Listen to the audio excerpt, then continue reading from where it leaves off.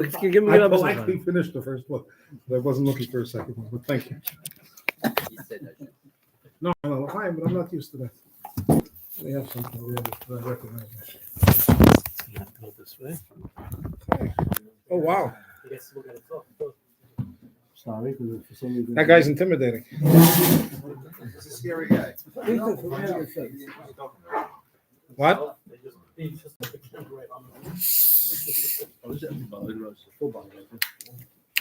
finish that way, Velvl. If you have, Yeah. I'll go to Sichas Chelik Yud Aleph. Maybe Sure. so you came back tomorrow. And if you happen to have it, I think you probably have a Nigris Kaddish. Nigris Kaddish Yud Beis or Yud Aleph? Well, I don't know. Yud Beis.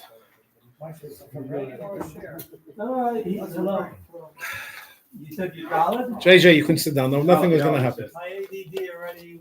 What time do you have to be home? Ah, don't blame me.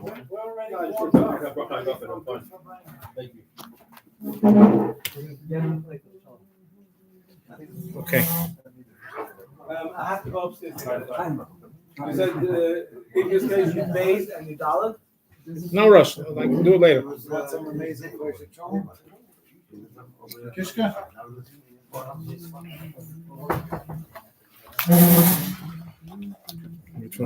Katzman.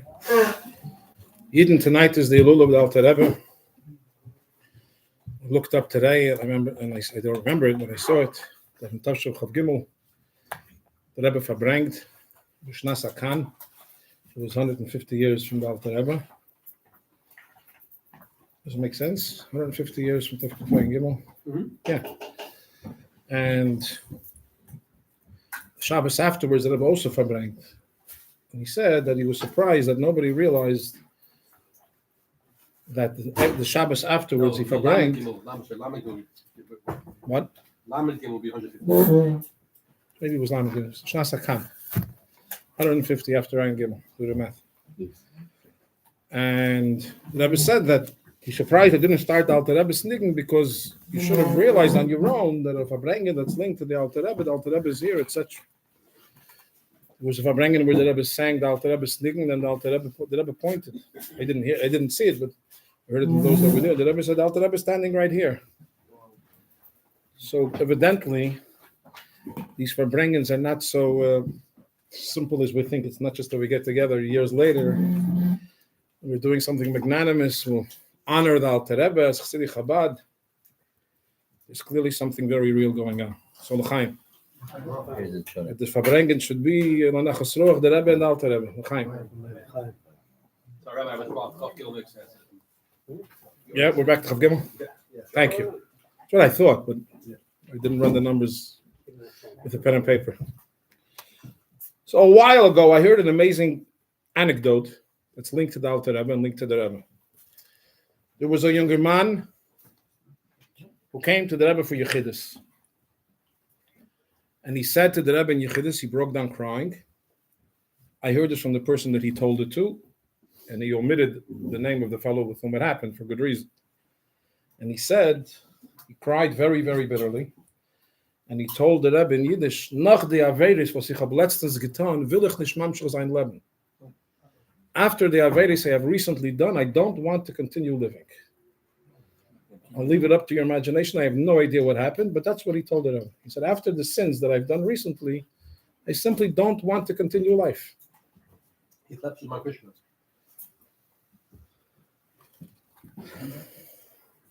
The Kriya Shema, the hearing of the Shema, he missed. I don't know in what context, but he heard the Shema.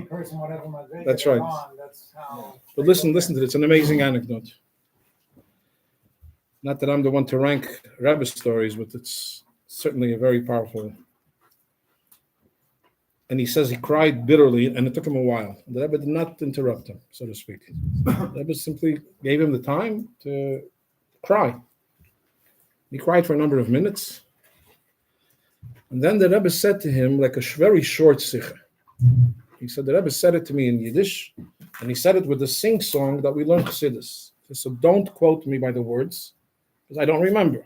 I remember the Teichen, but Don't sit here and later say that the Rebbe said exactly this word. I can't take responsibility for that. But certainly the general message is the Rebbe's words. The Rebbe said them like the following. Es is emes take ad alte Rebbe bringt in Shara Yichud ve'emunah. The second chelik of Tanya the Alte Rebbe brings the pasuk of David HaMelech. There may be somebody that I'm sending a link to here later. You're recording this, right?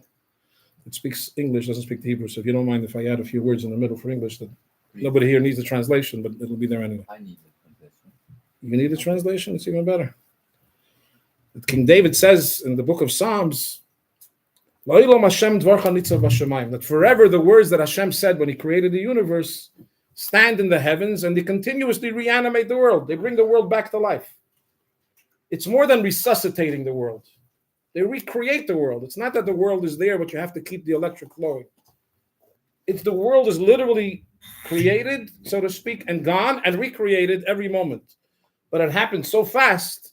It's like the old-fashioned videos. You remember the movies where it moves so fast that to the viewer, it looks like one continuous, but when you take it apart, you can actually see picture after picture, frame after frame. You see it. It happens quickly. You assume that it's actually happening without an interruption. And the Alter Rebbe says that not only does this happen every moment, but as a result of that, it's obvious that the world is governed by divine providence, by Hashgacha Pratis. Because if Hashem is recreating the world every moment, and by extension, automatically, you have Hashgacha Pratis. Hashem is involved. He's involved in every aspect of the universe at any given moment. You don't have to add this Hashgacha Pratis. That's self-understood, so to speak. Incidentally, I was by Rabbi Velvl recently in Minnesota, and he said to me that he once translated Hashgacha Pratis, divine providence, in English. And the Rebbe inserted one more word, divine. The Rebbe added personal providence. Okay, and we know that the Rebbe doesn't add words for nothing. The Rebbe is trying to make a point. It's not just divine providence; it's divine personal providence. And then the Rebbe continued, and he said, "Und the Alter Rebbe gibt noch a beer sichli of them." The Alter Rebbe even goes out of his way to give you an intellectual explanation why Hashem created the world 5,784 years ago, whatever amount of years it was at the time. He must continuously create it logically. And the Alter Rebbe explains, as we all learned from Chassidus in Tanya, chapter 2 of Shara Yichud, that if you create yesh meyesh, if you create something from something, if you go to the lumber yard and you create a sukkah, there's no need for you to be there afterwards. You took lumber, you changed the shape, and now it's going to continue standing. But in fairness, as the Ramban says, the word bria, creation, only is applicable when you use it in the context of something from nothing, brand new. You can't say I created something by taking Lego blocks and building a little home and say I created a home. You didn't create anything. The Lego blocks were there before. You came and you changed the shape. So now the pre-existing existence of the Lego blocks are formed into a little home. What did you create? When you use the word create, and that suggests that there's something here now that didn't exist before. The Alter Rebbe says, if you're creating something from something, we don't need you. And that therefore a carpenter at Teves can go afterwards and leave. But if you're creating yesh miyayin, what does it mean something from nothing? It's not literally nothing. The nothing is Kedusha, is Hashem. We call it ayin because we can't relate to what it is. It's not nothing. Kadosh Baruch Hu takes Kedusha, holiness, and he transforms it somehow into the physical. Even though mathematically, as Chassidus explains, in the continuum of infinity of Kedusha, you're never going to hit a point of physical. So how did he go from the Ruchni into the Gashmi? It's not exactly an automatic transition. But that's what the Eibishter did. That's what Hashem decided to do during the moment of creation. Says the Rebbe, it's a very nice beer, or it's a good beer. I wasn't there, some exact words. It's a good beer.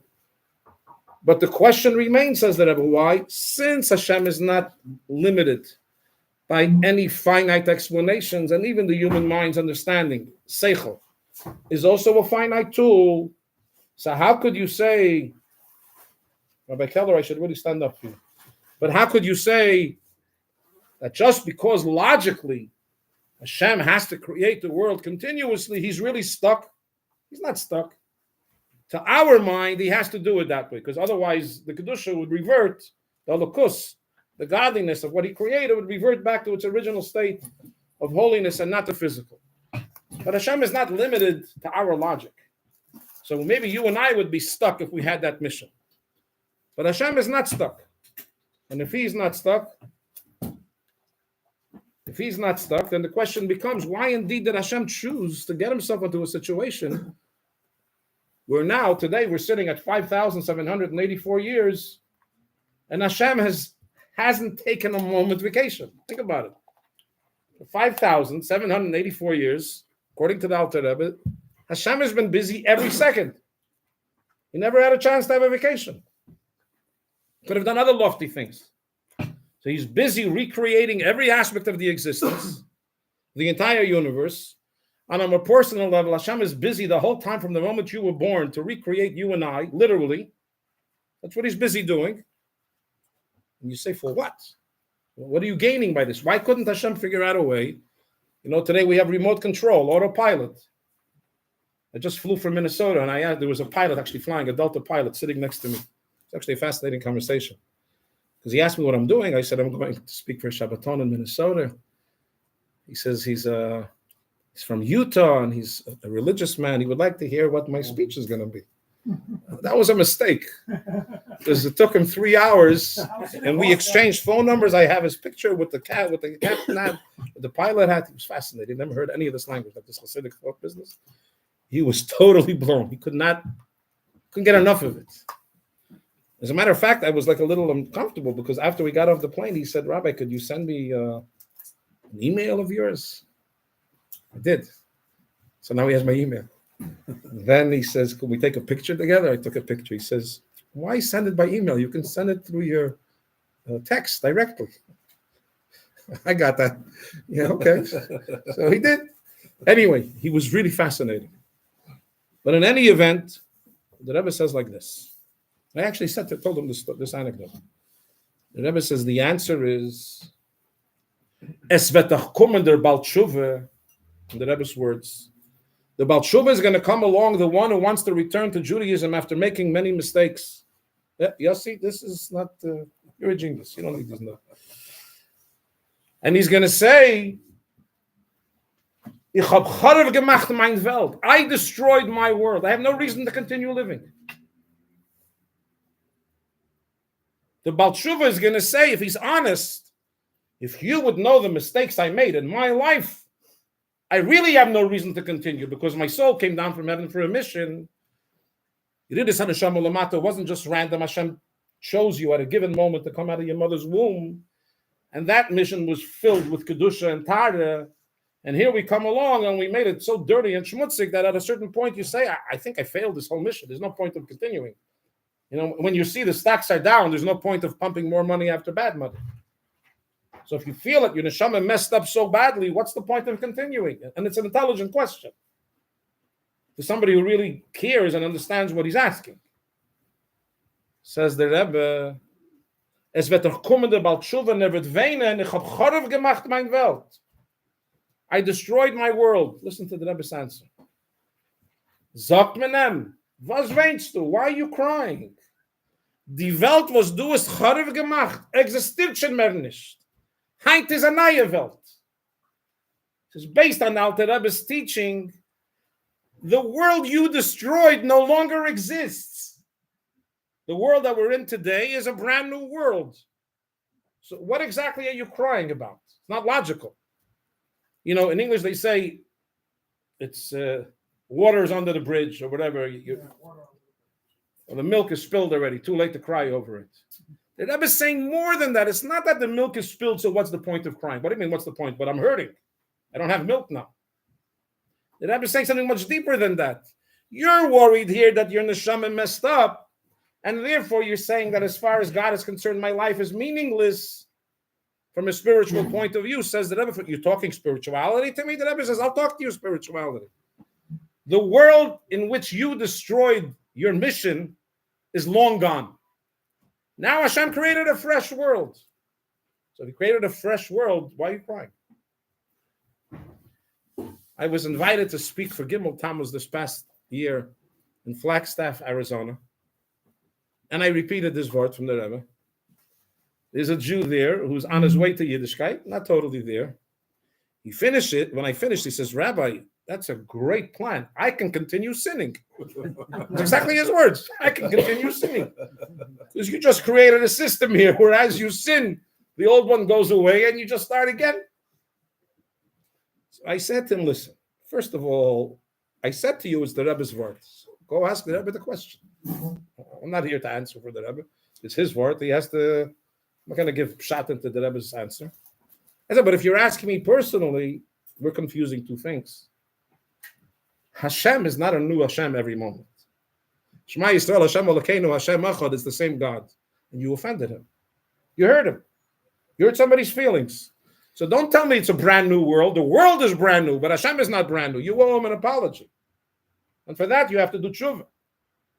But the fact that you're arguing that my purpose in life, that I violated already, I destroyed, the Rebbe says, no. That answer you don't have. You're sitting here, Chavdal Teves. I can tell you this. I was once, not so long ago, visiting a friend of mine. I can say who it is, Rabbi Kasriel Shem Tov, in Mayanot Yerushalayim. And I meet a Shtraimel Yid, without being more specific. It was Shabbos, after davening, in the street, facing Binyanei HaUma and Masiyah Shishi in Yerushalayim. It doesn't take much to figure out that this type of uniform, a kapota and a hat and a tie, there's only one type of Jew that wears, it's the Lubavitchers, if those who wear a tie. He said, Mr. Chabad? Yeah. He says, I need a good word. Give me something inspiring. This word was on my head, my mind. I shared it with him. He speaks a good Yiddish, so I can say it in Yiddish. I didn't get to the final punchline, and I saw, oh my God, he went into an emotional state. By the time I said the words, was weinst du, die Welt, was du es Chof gemacht, existiert schon nicht, heint is a neue Welt, he literally exploded like a bomb. He started to cry, and it was heartbreaking.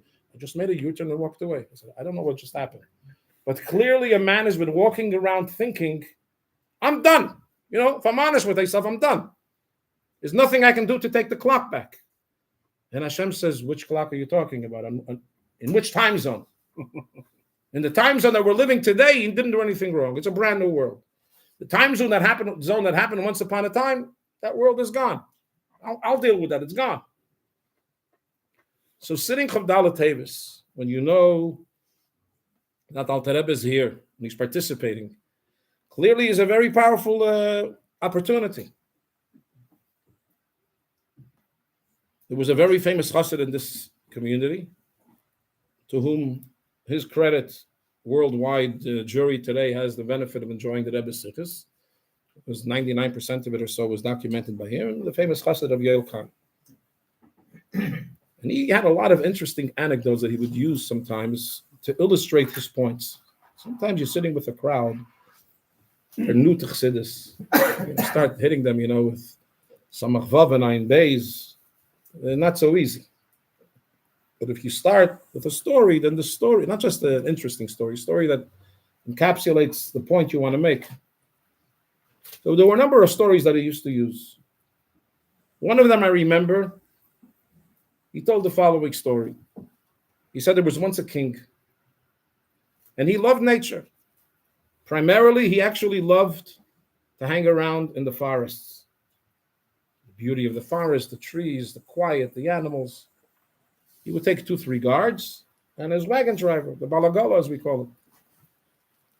One day he wakes up in the morning and he says to his wagon driver, I would love to go today to the forest, but do me a favor, it's a short day today. Calculate where you're going, because I'd like to be back home in my bed in the palace in the evening. I don't want to sleep in some hotel. Fine.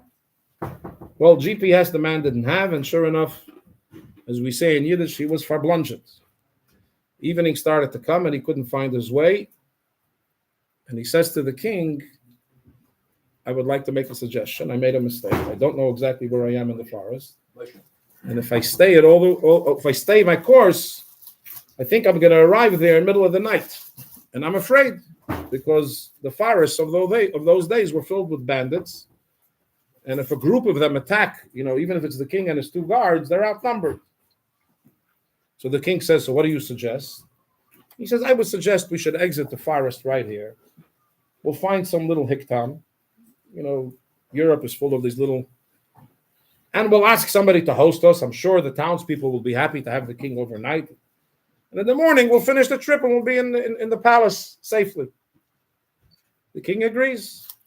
They arrive to this town, and the wagon driver gets up on the wagon, and he announces, this is the king. They didn't have pictures in those days. Didn't even know who the king was, but here's the king, and here's the servicemen and his guards. We need a place for the night. Well, word spread through town quickly. And all the rich men in town came forward. And everybody wanted the opportunity of a lifetime to host the king in person. Each one said something different. In Yiddish, he said, this guy said, I got 10 extra bedrooms. King, you can take that whole west wing. It's all yours. I don't need it. The other guy said, I built a mansion. I got another whole floor on top. Nobody ever goes there. It's all yours. And everybody offered him different things. And one by one, the king rejected all of them. There was a poor man standing there on the side.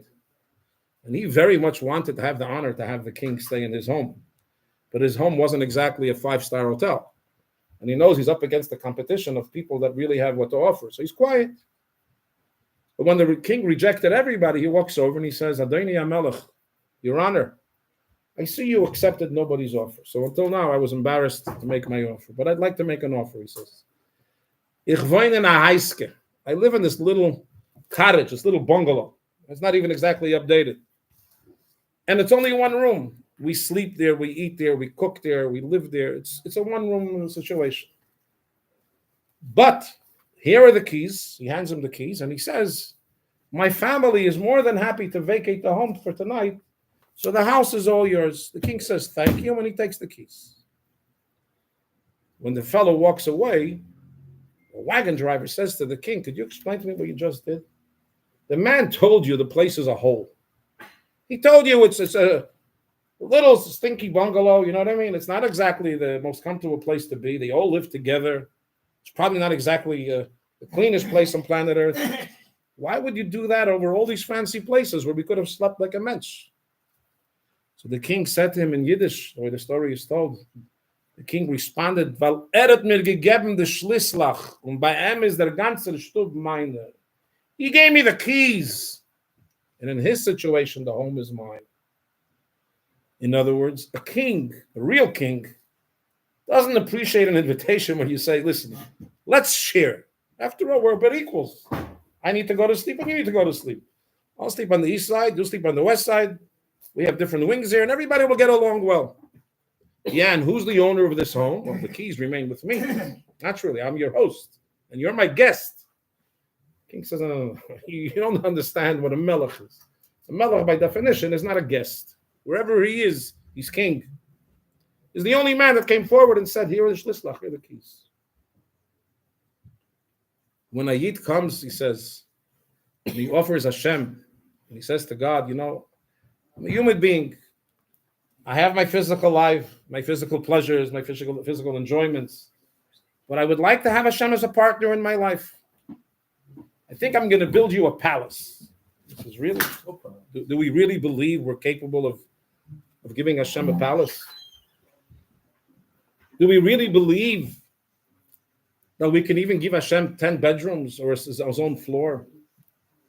He says no. However, the room that you do give to Hashem, give it away completely. The one room in your heart that you find place to say, the Shekhinah is going to reside in my heart, in this one place, in that one place it has to be in totality. You have to give away the keys. Which means, my father had the schus with a few of his friends. They bought the first mitzvah tank that went to Israel. By Farbrengen, they came to the Rebbe, and they gave the Rebbe the key. So the Rebbe said to them, now that you gave me the key, I'm not giving back it to you. I'm not going to give it back to you. He wasn't being cute about it. He smiled. But he said, now I'm balabas of this mitzvah tank. I get to decide what it's going to do. So the Rebbe giving a key is not like, the mayors of the United States, they sometimes give you a symbolic key. Yeah, but try to open City Hall with that key. You're not going anywhere. By the Rebbe, it's not that way. You give away the keys of Kedusha, you gave away the keys. There's a statement. As a matter of fact, I don't know if it's a minhag till today, but I know a lot of guys that still do it, and certainly in the previous generation, when they rented a home or they bought a home, they would go to the Rebbe and give the key. They would submit it in Maskiris. They gave the Rebbe physically a copy of the home. In other words, making a statement that as a chassid, I believe, it's not my home, it's the Rebbe's home, but I'm asking the Rebbe permission, so to speak, to live there accordingly, which by extension means I can only live in that home in accordance to what the Rebbe's wishes are. But that was the idea of this concept of giving away the keys could be said in two other words, which we're all familiar with. Dira b'tachtonim. It's the same concept.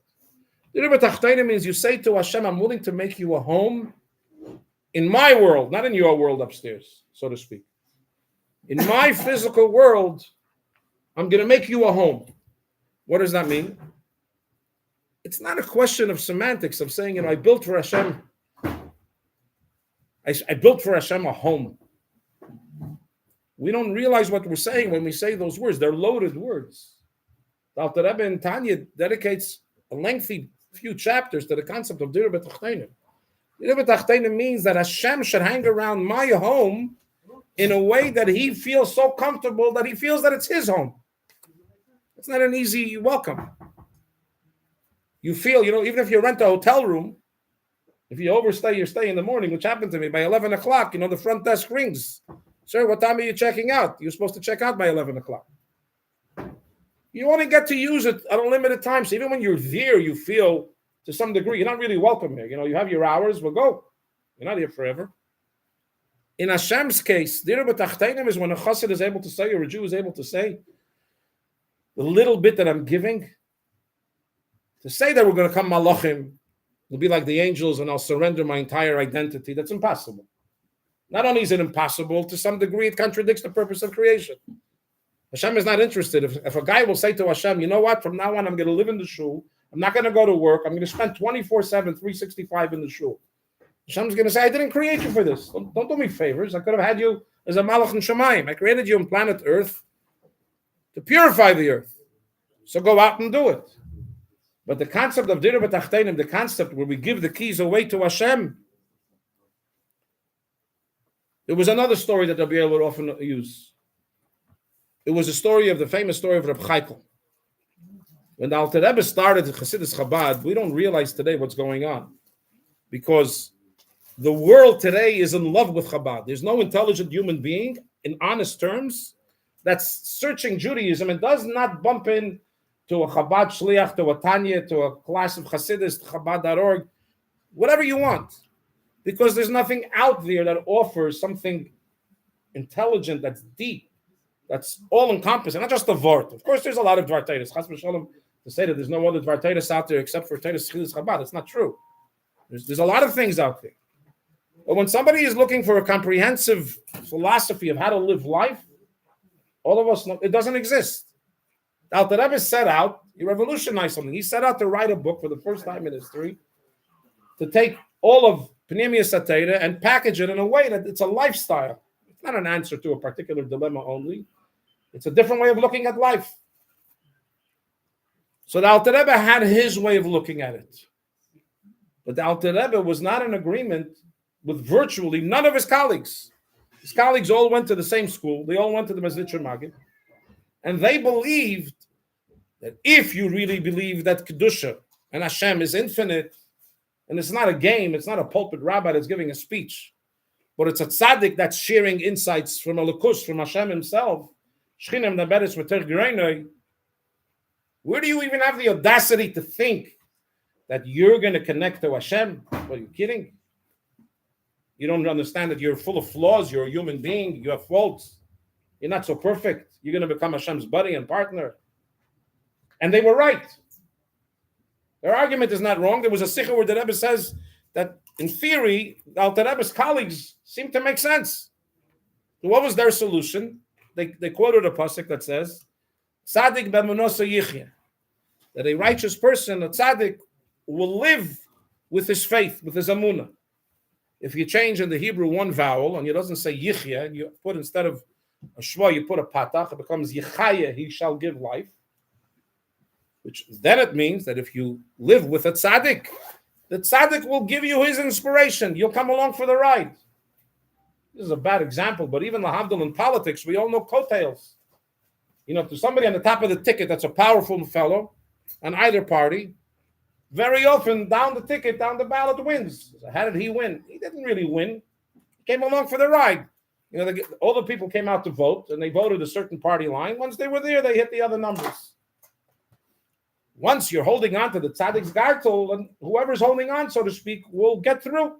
Not only will he get through, but he'll also get to enjoy the benefits of at least a little bit of the tzaddik's inspiration. It's like a free Wi-Fi. You're logging on to somebody else's Wi-Fi, and you're getting a good signal. The Alter Rebbe came along and said, I don't want it. I don't want free Wi-Fis. So what do you want? They said, so what's your plan? How are you going to do this? Said, I'm going to do this the old-fashioned way, Chabad. I'm going to use the man's brain. Every man, woman, and child, they're going to engage, and they'll get there. Said, really? He asked Alter Rebbe, you think that the average human being can transform himself to the point that he can surf on the same frequency as the Alter Rebbe, and his Wi-Fi signal will be so powerful? The Alter Rebbe said, you didn't understand why God created the world. We have a difference in opinion here. You're assuming the purpose of creation is to find the most spiritual place where you can hang around. Clearly, for that, go to Polish Chassidus. When we say Polish, we don't mean necessarily Poland. And these were holy Jews. These are Jews that took you for a good ride. These were pilots that know how to fly, in outer space, so to speak. You came along for a free ride. The Alter Rebbe said, I know that. But I want the chassid on his own to fly. I want whatever he achieves should truly be his, not artificially planted. It's amazing in modern technology with artificial intelligence today and Wi-Fi's. We have practical examples of it. I don't want AI. There's no normal mother or father who says, I want my kid to learn in second grade AI, and the rest of their life they'll be dumbos, but they'll continue life with their artificial intelligence. They'll do pretty well. So your kid's going to remain an idiot. That's what you're saying, except that he's going to know how to master AI, so he'll use artificial tools to make it through life. He may do very well, but that doesn't sound like a human success. That's a machine success. So there were two chassidim. One of them decided to join one of the Alter Rebbe's colleagues. His name was Rabbi Amdurer. And one joined the Alter Rebbe. The friend that joined Rabbi Amdurer, who was a teacher and a master of Hasidic thought in the context of chagas, of emotions, which meant if you joined him, you got a free ride into the true spiritual realms. It's not a joke. It wasn't just that they gave out, potato kugel and something and you came for shirayim. These tzaddikim had the power to give you real inspiration, but you were using their bank account. You were on their Wi-Fi. So he comes to the Alter Rebbe and he says to the Alter Rebbe, look, my good friend and I chose different paths. My friend chose the path of Rabbi Amdur. I chose the path of you, the Balatanya, the Alter Rebbe. He says, well, look at the difference, the bottom line. He says, when both of us go to daven, take a look at how we daven. When this guy davens, he said to the Alter Rebbe, at Brent, he's on fire. But when I daven, I'm not using your Wi-Fi signal, so I got to use mine. When I'm using mine, my Yetzirah shows up. My Yetzirah shows up and he keeps on interrupting me. I can't think correctly. I can't focus. So now I feel like I'm behind the 8 ball, so to speak. This guy's ahead of me. So what did I gain by joining you?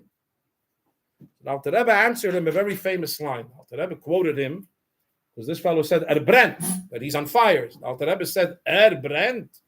Reb Chaikel Brent in him. He's on fire. It's Reb Chaikel that's on fire within him. It's not his fire. Reb Chaikel's fire is burning in his heart. But whose fire is it? That's like me, literally, plugging into your computer and I'm using your Wi-Fi and I'm claiming, wow, my phone has great Wi-Fi. No, you don't. You're on somebody else's signal. It's not yours. The Alter Rebbe explained.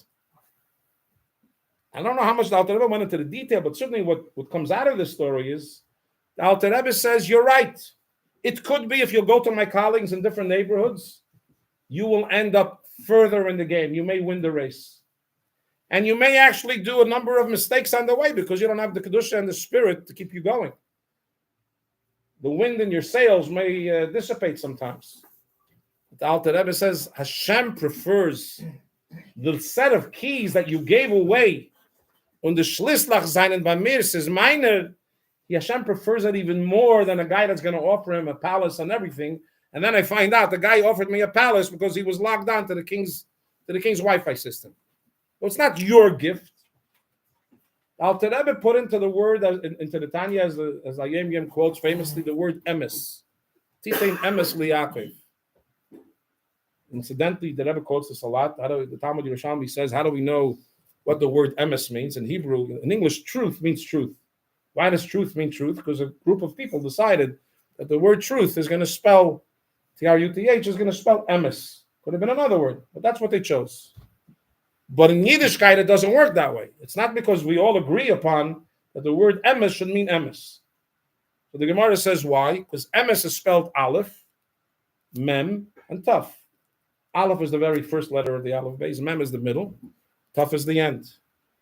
In other words, what the Gemara is saying, the stamp of God is emes. Why?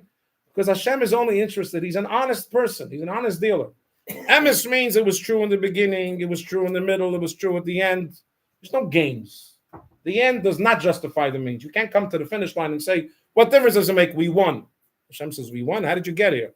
With stolen money? I'm not interested. Doesn't talk to me. You got here with somebody else's energies? I'm not impressed. Dira b'tachteinim is that you and I go through the struggle.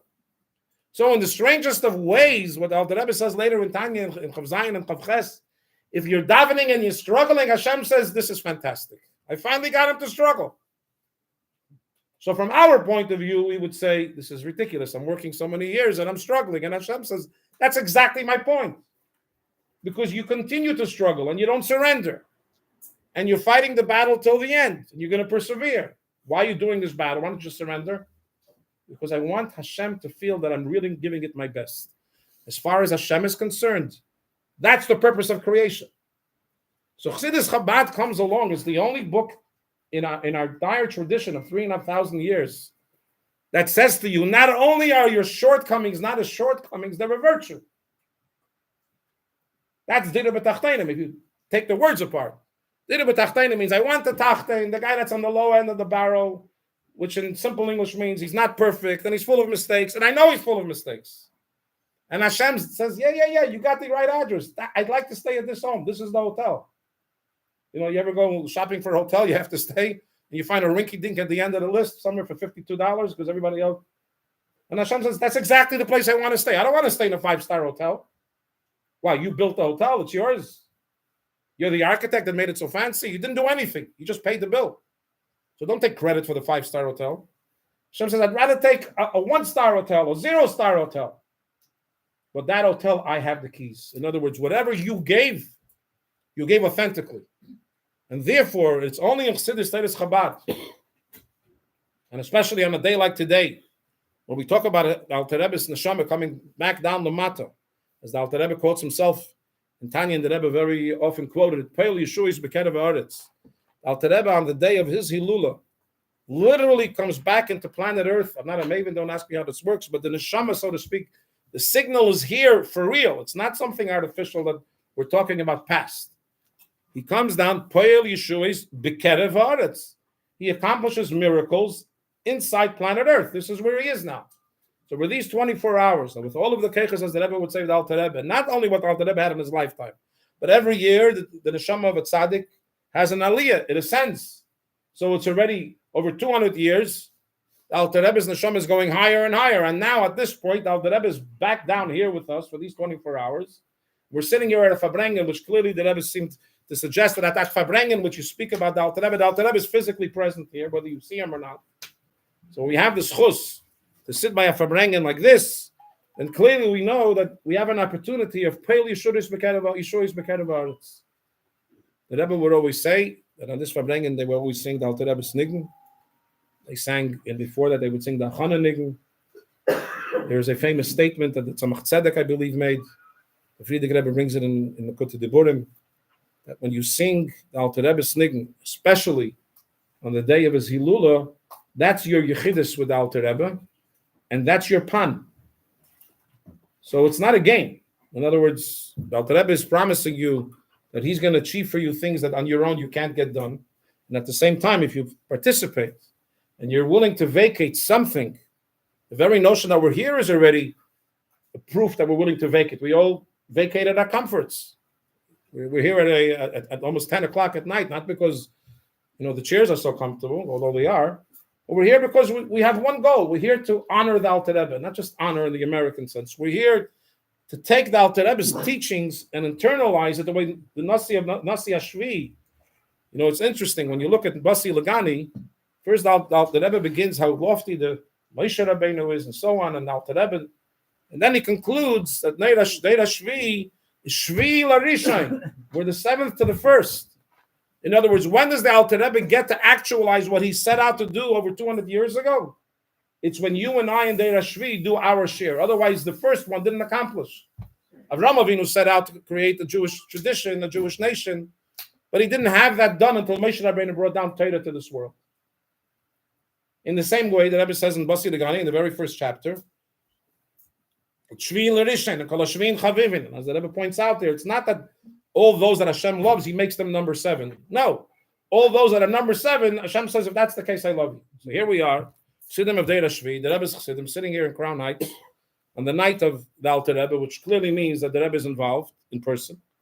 So L'chaim, we'll sing the Chanan Nigen, the Alter Rebbe's Nigen, and have in mind whatever good things you need for yourself, your family, your loved ones. Alter Rebbe is promising you something that Pele Yeshua is Bekerev Haaretz. If you tune into his Nigen, as the Rebbe once said, just like the Chazal say when you say a Dvar Torah in the name of a tzaddik, the tzaddik is there. When you sing a Nigen, which comes from the neshama of a tzaddik that he himself composed, then the neshama of that tzaddik participates with you as well. L'chaim.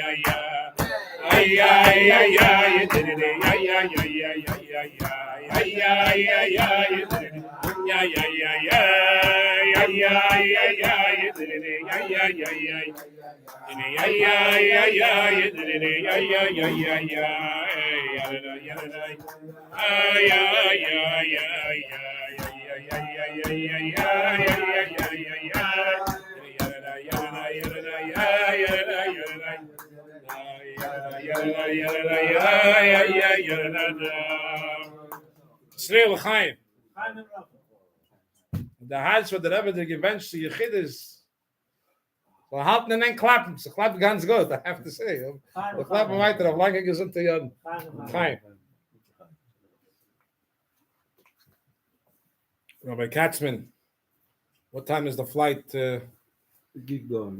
You'll stay as long as the flight is flying? No, but you have the keys. Shachar is Oh. You have the keys. Teves is supposed to have the keys to the Rebbe. 6 a.m. Okay. I think we can clear the tables before. They can have it upstairs. It's fine. Only once a year that the Rebbe comes to visit like this. You know what I mean? Maybe to Kislev too, but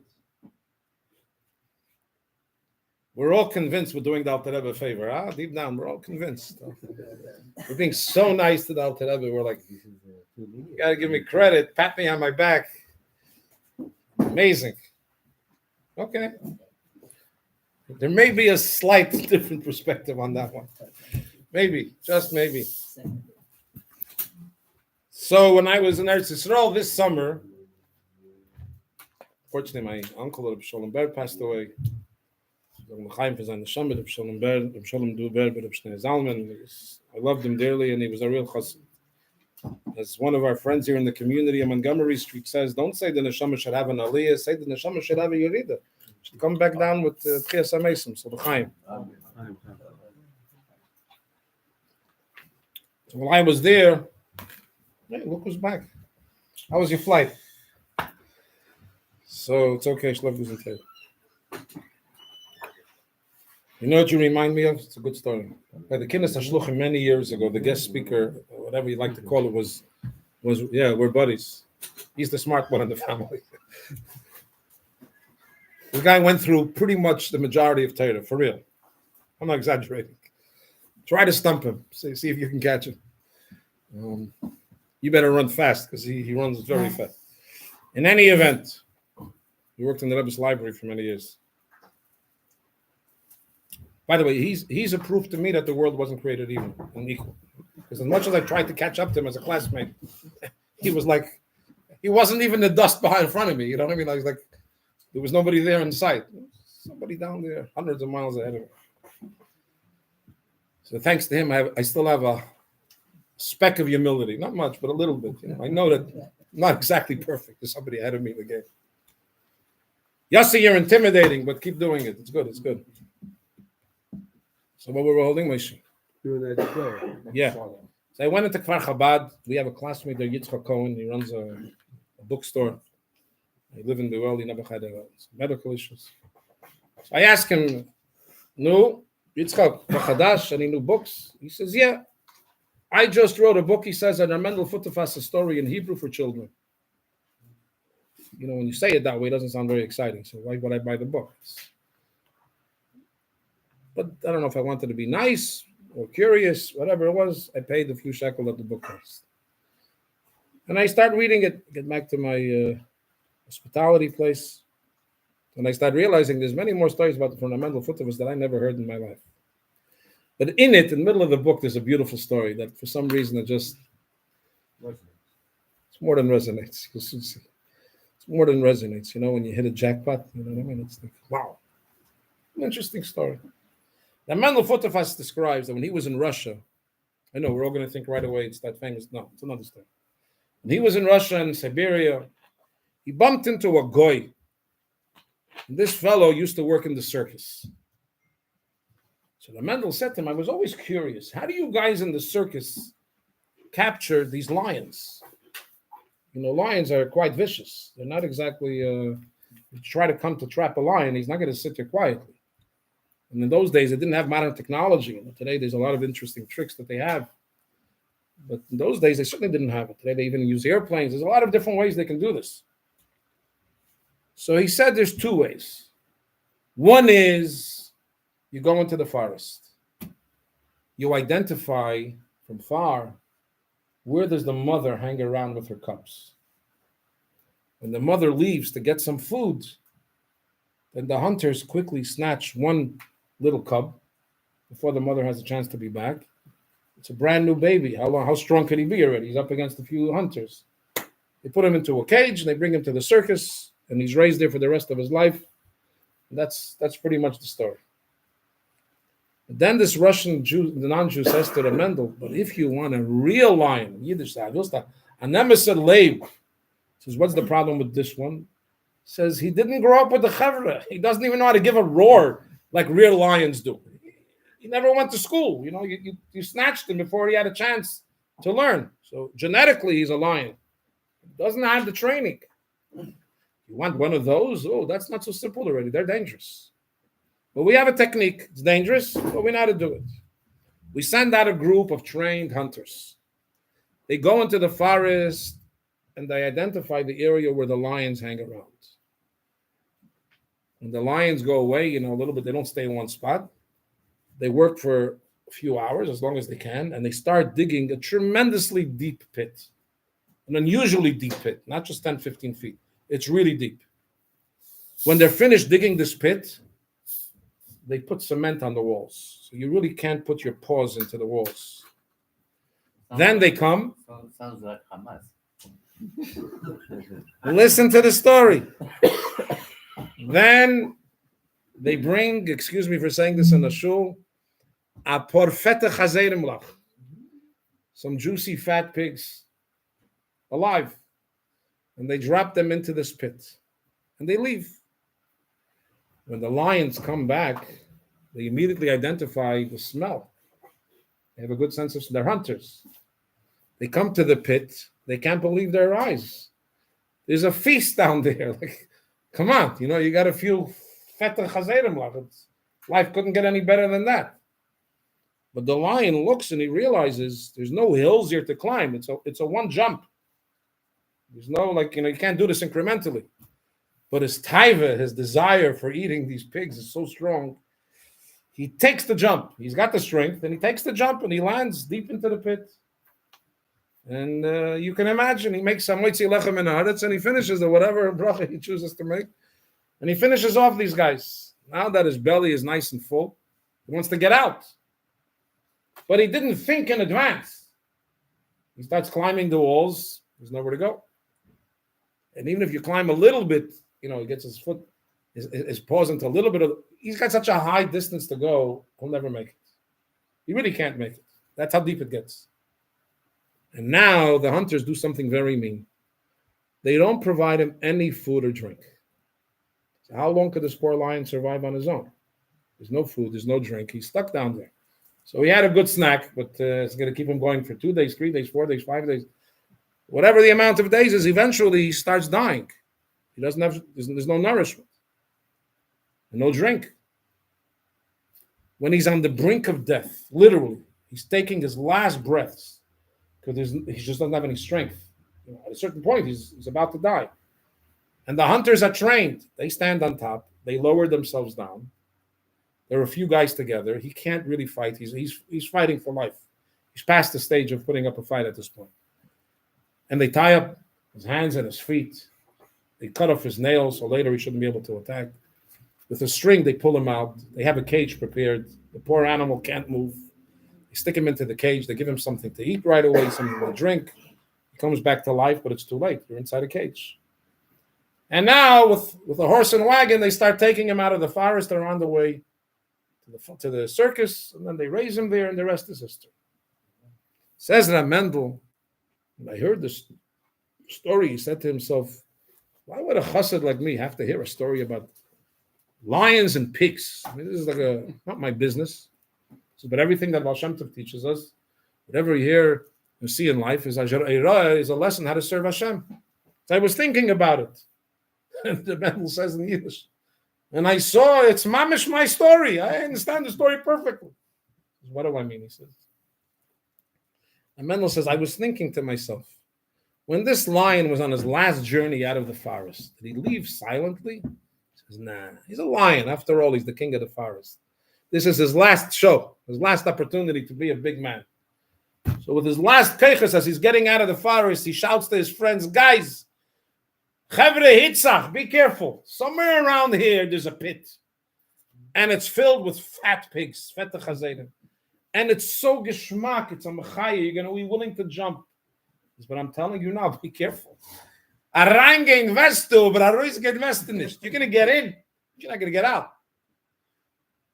So Mendel says, Hashem created us. He takes our neshama down from heaven, a pristine, beautiful neshama. As the Alter Rebbe himself says in Perek Beis of Tanya, Chelik Alikami Mal Mamish. He Pasha takes a part of Hashem and he puts it inside of us. Then we come around to planet Earth and we start realizing that Hashem put lots of pits full of pigs all around us. There's a lot of chazayrim lach. Each one with his own type of Selam Hazah. And then Mendel says, make no mistake. Du v'stakanob. And Mendel had a way of talking. Don't think it's a false taiva. The taiva is real. And you're going to enjoy it. I'm not arguing facts. Yes, you will. He says, but later you're going to want to get out of that pit hole You're going to realize, now I'm stuck. So the Mendel says, Chassid has to understand, not that the pig hole is not a pig hole. It is. Don't be in denial of reality. We're not here to convince you that Ilum Haz is false. There's nothing to offer. Ilum Haz has a lot to offer. But really, is that what you would like to do for a lifetime? You want to end up in a pit full of pigs? That's going to be your lifetime achievement award. For that already, we don't want to exactly end up using our lives to be in a pig's den. I was once sitting somewhere in a shul, not relevant all the details, especially this hour. But I was waiting for a mincha a ma'ariv in the summertime because it was not a Lubavitch or shul. And they daven, as we know, mincha ma'ariv together. So they daven ma'ariv. They thanked God for the sun setting when the sun was still shining. I said, this doesn't work for me. I don't know. Hard to say I might have heard of it when the sun is still shining. So I waited. I was hoping we'll have a minyan if you guys got together. And we did have a minyan at the end. But I waited like an hour and a half. In the interim, I'm looking in the shul. Is there the Chabad Sefer? There was. But not the ordinary Chabad Sfarim. Somebody donated to that shul, well, I would call the red set of the Alter Rebbe's Maimorim. You know what I mean? That red set. But most people just have it in their homes, unfortunately. So better than nothing. So I took up on one of those red books of the Alter Rebbe's Sfarim that they printed like 30 years ago. They found manuscripts of the Alter Rebbe, and they printed it for the first time. As a matter of fact, I think he had a hand in it. And in it, on page Lamed Aleph, I memorized the page. The Alter Rebbe brings an amazing mashal in the story. Some of this I'm adding, but I'm not adding in the context of making it up. You know, sometimes when something is said in short, you have to read between the lines a little bit. A Jew can make himself a real cheshbon hanefesh if he's honest.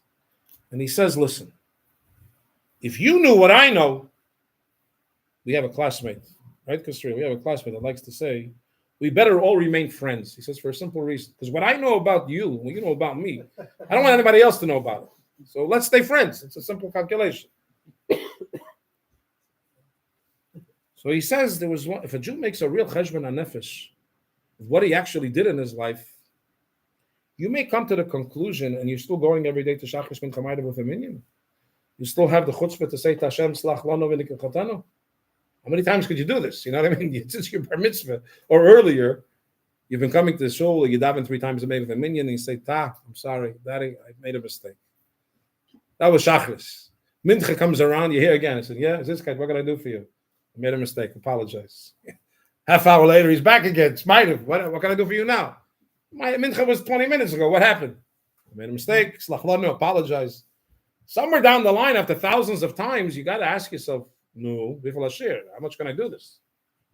Either stop lying to yourself or stop lying to Hashem, but this game doesn't seem to be, sounds pathetic. It really does. Even if it was human, for sure you wouldn't do it. Would you dare show up at somebody's house every 3 times a day? I apologize, I embarrassed you. Keep on repeating it and back the next day. Eventually, either he's going to throw you out or you're going to be sick of coming, but you can't play this game forever. So the Yid makes a cheshbon out of respect to Hashem, an interesting way of looking at it. Out of consideration of God, I'm a hypocrite. I don't want to insult him. I'm not showing up to prayers anymore. What am I going to say? Again, I apologize. I know I'm going to repeat the same mistakes. So in the cheretz of Hashem, in deference of God, I'm not going to do this anymore. And if you do the math, it's not such a. Al Rebbe asks the question. It's not such a strange question. It's if an intelligent person, it's real. Make up your mind. Want to become frum, be frum. You don't want to be frum, don't be frum. But this vacillating back and forth and playing these games and back and forth. But Al Rebbe says like this: there was once a Ben HaMelech, the prince of the king. Seems like he was an only child because he says a Ben HaMelech. He doesn't say one of the children. And he was a teenager. And he had all the luxuries of life in the palace. But without being too elaborate inappropriately in a shul, you can all imagine that a young boy, a teenager, there's a certain taiva that he would like to indulge in that they didn't give him. You can't have every temptation in life. As a prince, you have to behave like a mensch. You can't be the lowest of the world that goes around to the garbage cans of the world and makes friendships and relationships. ... But eventually he said to himself, this is not fair. What I want, I'm not getting. What I'm getting, I don't really need. And I'm a teenager. I want to enjoy life. I can't violate my father. I'm not gonna do something so inappropriate and promiscuous in my father's domain. It's not appropriate. So he said, you know what? Out of respect to my father, I'm gonna leave. Because I'm not interested in this. What do I get here? Steaks and they make my bed every day and I hear fancy clothing. I think we would all admit that to teenagers, there's other interesting things in life other than somebody making your bed and giving you a nice piece of food. So he left, unannounced. He disappeared. Father wakes up in the morning and he says, where's my son? They tell him, we don't know. The man disappeared. We have no idea. Your kid disappeared. They put out a search for him. The melechs, the king's soldiers go looking for him. Nobody can find him. The man is off planet Earth. They have no idea where the guy disappeared. Obviously, the king was heartbroken. And as he says, the king says, what do I need my kingdom if I don't have my son? There's no future generations. What am I building? I'm building a kingdom for who? Why am I investing here? The king had a loyal friend. And the friend realized this king is not functioning. He's falling into a depression. We got to find this kid. Otherwise, the father is not going to function. He went to look for him in every place where everybody looked, couldn't find him. When he finally realized that he's not hiding somewhere that's normal, he started to think of not normal places. And lo and behold, Alter Rebbe uses these words, he found him in Beis HaMishtois and Beis HaZonos. He found him in a place where you can buy alcohol and women. And he says to the son, what are you doing here? He says, why are you screaming at me? Am I bothering you? He says, do you know that you're killing your father? He says, I didn't ask my father to pay for this. I took my own money. I left. I'm enjoying my life. Let him enjoy his. I mean, it sounds like a piece of modern... But this friend wouldn't let go. He keeps on saying to his son, do you love your father? He says, yes, I have nothing against him. I just want to enjoy life, and I can't do it in his palace. So he says to him, but you understand that if you love your father, you can't do what you're doing because he can't continue living without you. He needs you, and if you're going to stay here, you're going to kill him. And slowly but surely, he persuaded the son to come back home. So the Alter Rebbe asks, tell me something. When this son enters the palace, and then he enters the chamber of his father, Heichal HaMelech, and the father knows where he was. He already got a message. We found him. You don't want to know where it was exactly. It wasn't exactly, in the most dignified situation. Does the father scream at him or the father celebrates? Alter Rebbe says, the deeper he fell, the greater the joy of the father, because he says, I know where he was, and I know he was having a good time. But nevertheless, he put that aside because he knew that for my purposes, I need him here. So Alter Rebbe says, so you're going to think I'm not going to show up for davening. Why not? Because I messed up. It's a very nice cheshbon, Alter Rebbe says. But did you ask your father the way he looks at the picture? Hashem says, okay, now that you messed up, so you're not going to show up. So what happens now? I don't see you anymore. In other words, the father, Hashem says, the fact that you messed up, not only is it not a reason why I'm upset, it makes me happy to see that after you messed up, you still care enough to come back to me. I still remain important in your life, because otherwise you could have said, you know what, Dad, I found a new lifestyle. I could care less for you, and I'm not interested. I'm not coming home. The fact that the child says, I found a lifestyle, and I enjoy it, and the pigs are delicious, but I still want to be connected to my father, to Hashem. That's Hashem's pleasure. In a nutshell, that's Sefer Atanya. That is Sefer Atanya. What did Alter Rebbe introduce in the first chapter? Alter Rebbe tells you, my friend, you think you're so perfect? You're a double personality. Translate the words. Shtei nefashos. I have two souls. Maybe I have four souls. What difference does it make? What's a numbers game? It's a mystical concept. Alter Rebbe is telling you in simple English, do you understand that every soul has its own personality? When you say souls, sometimes to me, it's like removed, it's remote. Oh, souls. What do I know in a soul? I don't know what the first soul is. What difference does it make if I have a second one? But when you say to me, no, a soul is a personality. and you have two of them. So first of all, you say, oh, wait a second, a lot of things are beginning to make sense. When I go to shul, it's one personality. But then all of a sudden, my other personality acts up. It's not a contradiction. I don't suffer from schizophrenia. It's just Alter Rebbe says later in Tanya, it's not hypocrisy. It's a question of which soul gets the microphone at that given moment. If you stop Tanya right there, you already have a much calmer life because you realize I'm not confused. I'm not crazy. I'm nicht meshuggah. As a matter of fact, if I don't have two souls, something's wrong with me. If my Yetzer Hara doesn't act up, I say, what's wrong with me? When my Yetzer Hara died on me all of a sudden, he doesn't appreciate life. The fact that my Yetzer Hara enjoys Teves Elam Haza is the biggest simon. This is great. The system is working just the way God created it. You're not going to find this anywhere except for Sefer Natan. Nowhere. The Alter Rebbe celebrates your Nefesh Habamis. He's an animal. It's wonderful. Mazel tov. Now you got it. Part of you is a behemoth. Okay, I can identify with that part. You know, the Rebbe Rashab was once asked. The Rebbe Rashab founded the Lubavitch yeshiva system in 1897. Right? Tafresh Nun Zayin, 1897.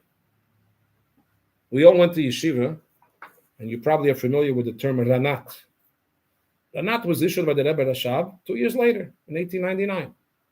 A few years later, Ranat, the year Tafresh Nun Tes, which was 1999. Then, a few years later, not that he stopped, but later he finally gave out Samach Vav. It's 1906. A few years later, he came out in Ayin Beis. It's 1912. If you ever took a look at it, forget about learning it, you realize that he's going higher and higher or deeper and deeper. You study today Ayin Beis until today, all of us like struggle to just figure out a few lines. And even when we understand it, we realize we're learning it like little kids learning, algebra. We're learning something. We got a little bit of a hint of what he's talking about.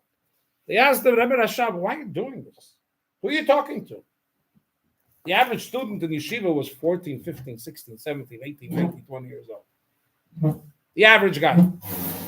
What do you think? You guys understand at that age, in the most beautiful Lubavitch yeshiva, which kid understands these deep concepts? So the Rebbe Rashab said, why are you asking me that question? I only want two things. He says, first of all, I don't want my Talmidim to be a behemoth. I don't want my Talmidim to be an animal, cow. What do I mean? So you wake up in the morning and you look at a cow. What's she busy doing? She's eating grass.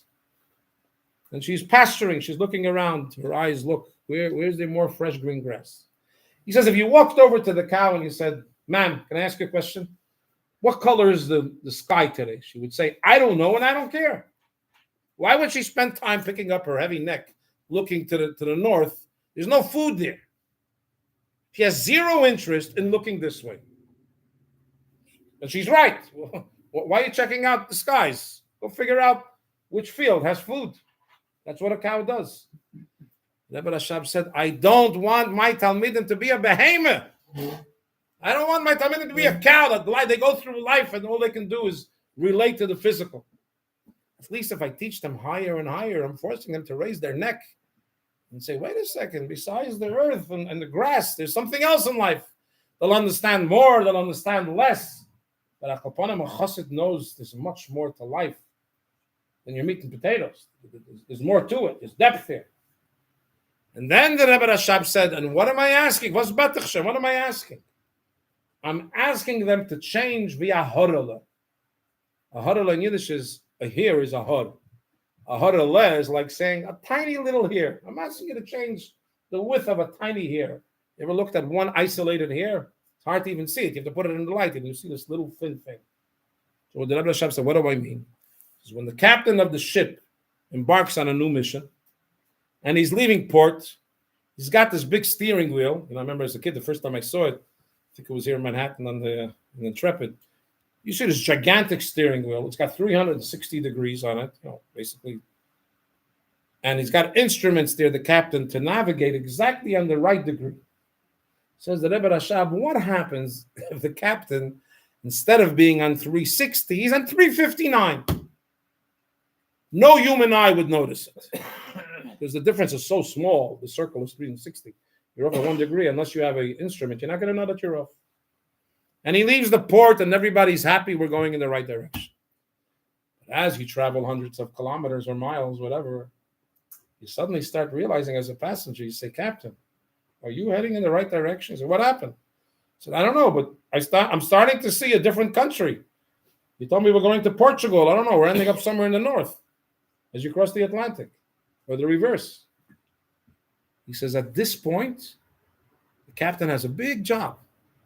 He's got to schlep all the way back from the north and now go unnecessarily hundreds of kilometers down to make himself. He says, but had you when you started changed one hair's breadth, you would have never had this challenge. I told the story to this pilot on Delta Friday.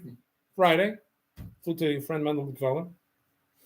He says to me, Rabbi, that's an amazing story. It happened to me.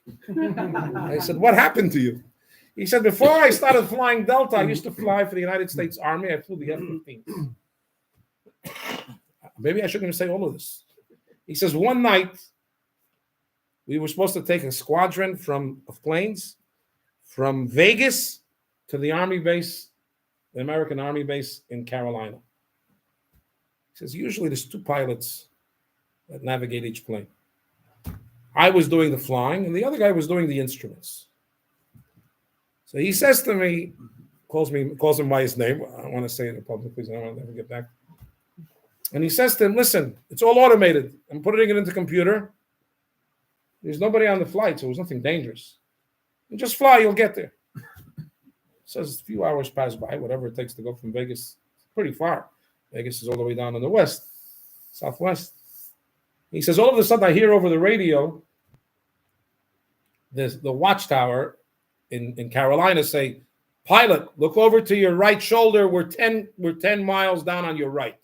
It's an army base. It doesn't exactly have all the lights. It's not meant for the public to notice. He says, look over to my right. There's no army base anywhere close. He says, give me some nothing. He says, hold on a second. I look at my instruments. He says, I overran 70 miles. I'm totally in a different area. Because the guy that calculated the math over there was off a little bit, and he went to sleep. He was tired. But now we're off. He says, now I got to do another 70 miles. He says, had I fixed this early on, there was no 70 miles to do. Nothing. Just recalibrate, and you'd get there the first time. But no, I got to fly an extra 70 miles because this chacham says, I know exactly what you're talking about. Same exact story. Rebbe Rashab said, calculate correctly, you'll arrive at your destination. There was once it's a good story to have in your pocket to illustrate the point. There was once a Mr. Dr. Goldberg traveling from New York City to the Canadian border. He's an old man. He's on vacation. He has no patience to do this at 55 miles an hour. It's going to take him time. So there's a secret. If you put your foot on that gas pedal, somehow it brings you there faster. And he was flying way, way over the speed limit. Eventually, some sheriff on the New York State Thruway pulls him over and he says to him, sir, license, please. Gives him his license. He says, Mr. Goldberg, according to my math, you're 85 years old. At 85 years old, you're not smart enough not to speed like this? You're endangering your life and you're endangering the lives of your fellow passengers on the roads here. God forbid if there's an accident. I'm going to give you a double ticket, speeding and reckless driving. Dr. Goldberg is a nice Jewish man. He says, officer, you're a hypocrite. You have no right to give me that ticket. He says, I'm the hypocrite. What did I do wrong? He says, you don't understand. It's true that I'm 85 years old. But if at 85 years old, I don't do this at 100 miles an hour, I'm going to forget my destination. If you don't have a destination where you're traveling, you can speed your way through. But don't complain when you arrive and you say, anybody recognize this place? I don't. See this Chabad out there, Rebbe came along in a small little sefer. It's amazing. I'm not saying this poetically. It's amazing. It's only 53 chapters. It's not Shas in size. And he's guiding you through your ups and through your downs, through your challenges, through your spiritual moments, through your most pig moments, for a lack of a better word. And the Alter Rebbe says, if you follow me, I will bring you to your destination. And that's what the Rebbe Rashab was arguing. I created Tem Ketmimim because I'm not just looking to raise students. I want that every person sitting around this table, says the Rebbe Rashab, to be Nedes Lahoyer. It's the only yeshiva in the world. You know, anybody goes to Harvard, to Yale, to Princeton. Did anybody ever tell you the reason why you're spending so much money? Because you can help others. No. You're doing this because you're a smart guy and you're going to succeed. And obviously, you're going to do good things. It's normal. But the purpose of my going to Harvard is for the other person, so why did I go? Tem Chetamimim comes, certainly not in today's Harvard, that's for sure. Tem Chetamimim comes along and the Alter Rebbe says, and the Rebbe Rashab tell us, the reason why you got it to begin with is Nedes Lahoyed. It's part of the plan. It's not an outcome. It's not a result. It's not a bonus. It's not a side dish. It's the reason why we arrive here. You arrive in a place that you can actually make a difference in this world. I remember when I was about 19 years old, the Rebbe spoke every Shabbos. It was in the middle of the Mems. It was 1918, somewhere around there, about Sheva Mitzvahs B'nai Noach. Remember that, Rabbi? Shabbos after Shabbos. Every Farbrengen, the Rebbe was very into, so to speak, if you can use such a word, the Rebbe was into Sheva Mitzvahs. 500 pages. What? 500 pages. 500. We were listening. I don't know. I didn't see anybody do anything. Maybe behind the scenes somebody did. There was one guy in 7-7. He was a bacher at the time. His name is Rabbi Gedalia Shem Tov. May he have a refuah shlema. He decided that Rebbe's talking about this. He obviously wants action. So he got permission from Olatorah, the school, yeshiva, to take a bunch of guys out of Zal. We were the oldest grade then. And a little earlier than Pesach, like 2 weeks or 3 weeks before Pesach, I don't know the exact dates, I don't remember. We should fly down to Michigan. We're going to talk to non-Jews only. Excuse me, sir, you're Jewish? I don't want to talk to you next. You're not Jewish. Good. I'd like to talk to you. We're here for Sheva Mitzvahs. It's like unheard of. Right? You take a bunch of Latina boys. I'm looking for Goy. You know what I mean? This is like an interesting... What? Why Michigan? Why Michigan? Because his father's a Shliach in Michigan. Because he's that's where he comes from. He was raised in Michigan. He doesn't have any jurisdiction in other states. Fine. So before we went, Rabbi Manas Friedman came to Farbrengen with us. And we were really struggling, like, for real, what happened? Like, what happens here? How do you deal with this? Excuse me, sir, you're not Jewish, right? Good, I want to talk to you. What do we have? What do I want from there? So Rabbi Friedman sat down in Farbrengen with us a whole night. If I remember correctly, it was in Zelig Katzman's basement. And it was a fascinating Farbrengen, I must admit. But amongst the many things that I remember that night, because it was like an I never heard this whole concept. First of all, you have to talk in English. You couldn't use here now Hebrew terms. We got to use these terms later when we get out to Michigan. Don't tell me Dir B'Tachtenim in Hebrew. But I'm going to ask the guy, would you like to hear a shir in Dir B'Tachtenim? Doesn't work. Give me the language that I can use. We're going to radio stations, which we got onto. We went to television stations. We went to mayors to get proclamations. I remember that for Shabbos, just for the fun of this, we'll give this on a lighter note. We ended up in the home of Rabbi Yossi Weingarten in Grand Rapids, Michigan. We got like 30 Olatorah boys. You know, this is like Harvard. We're experts at the English language. And we were debating now who wins the prize. Well, one of my friends, I'm taking the names out, he came to a jail.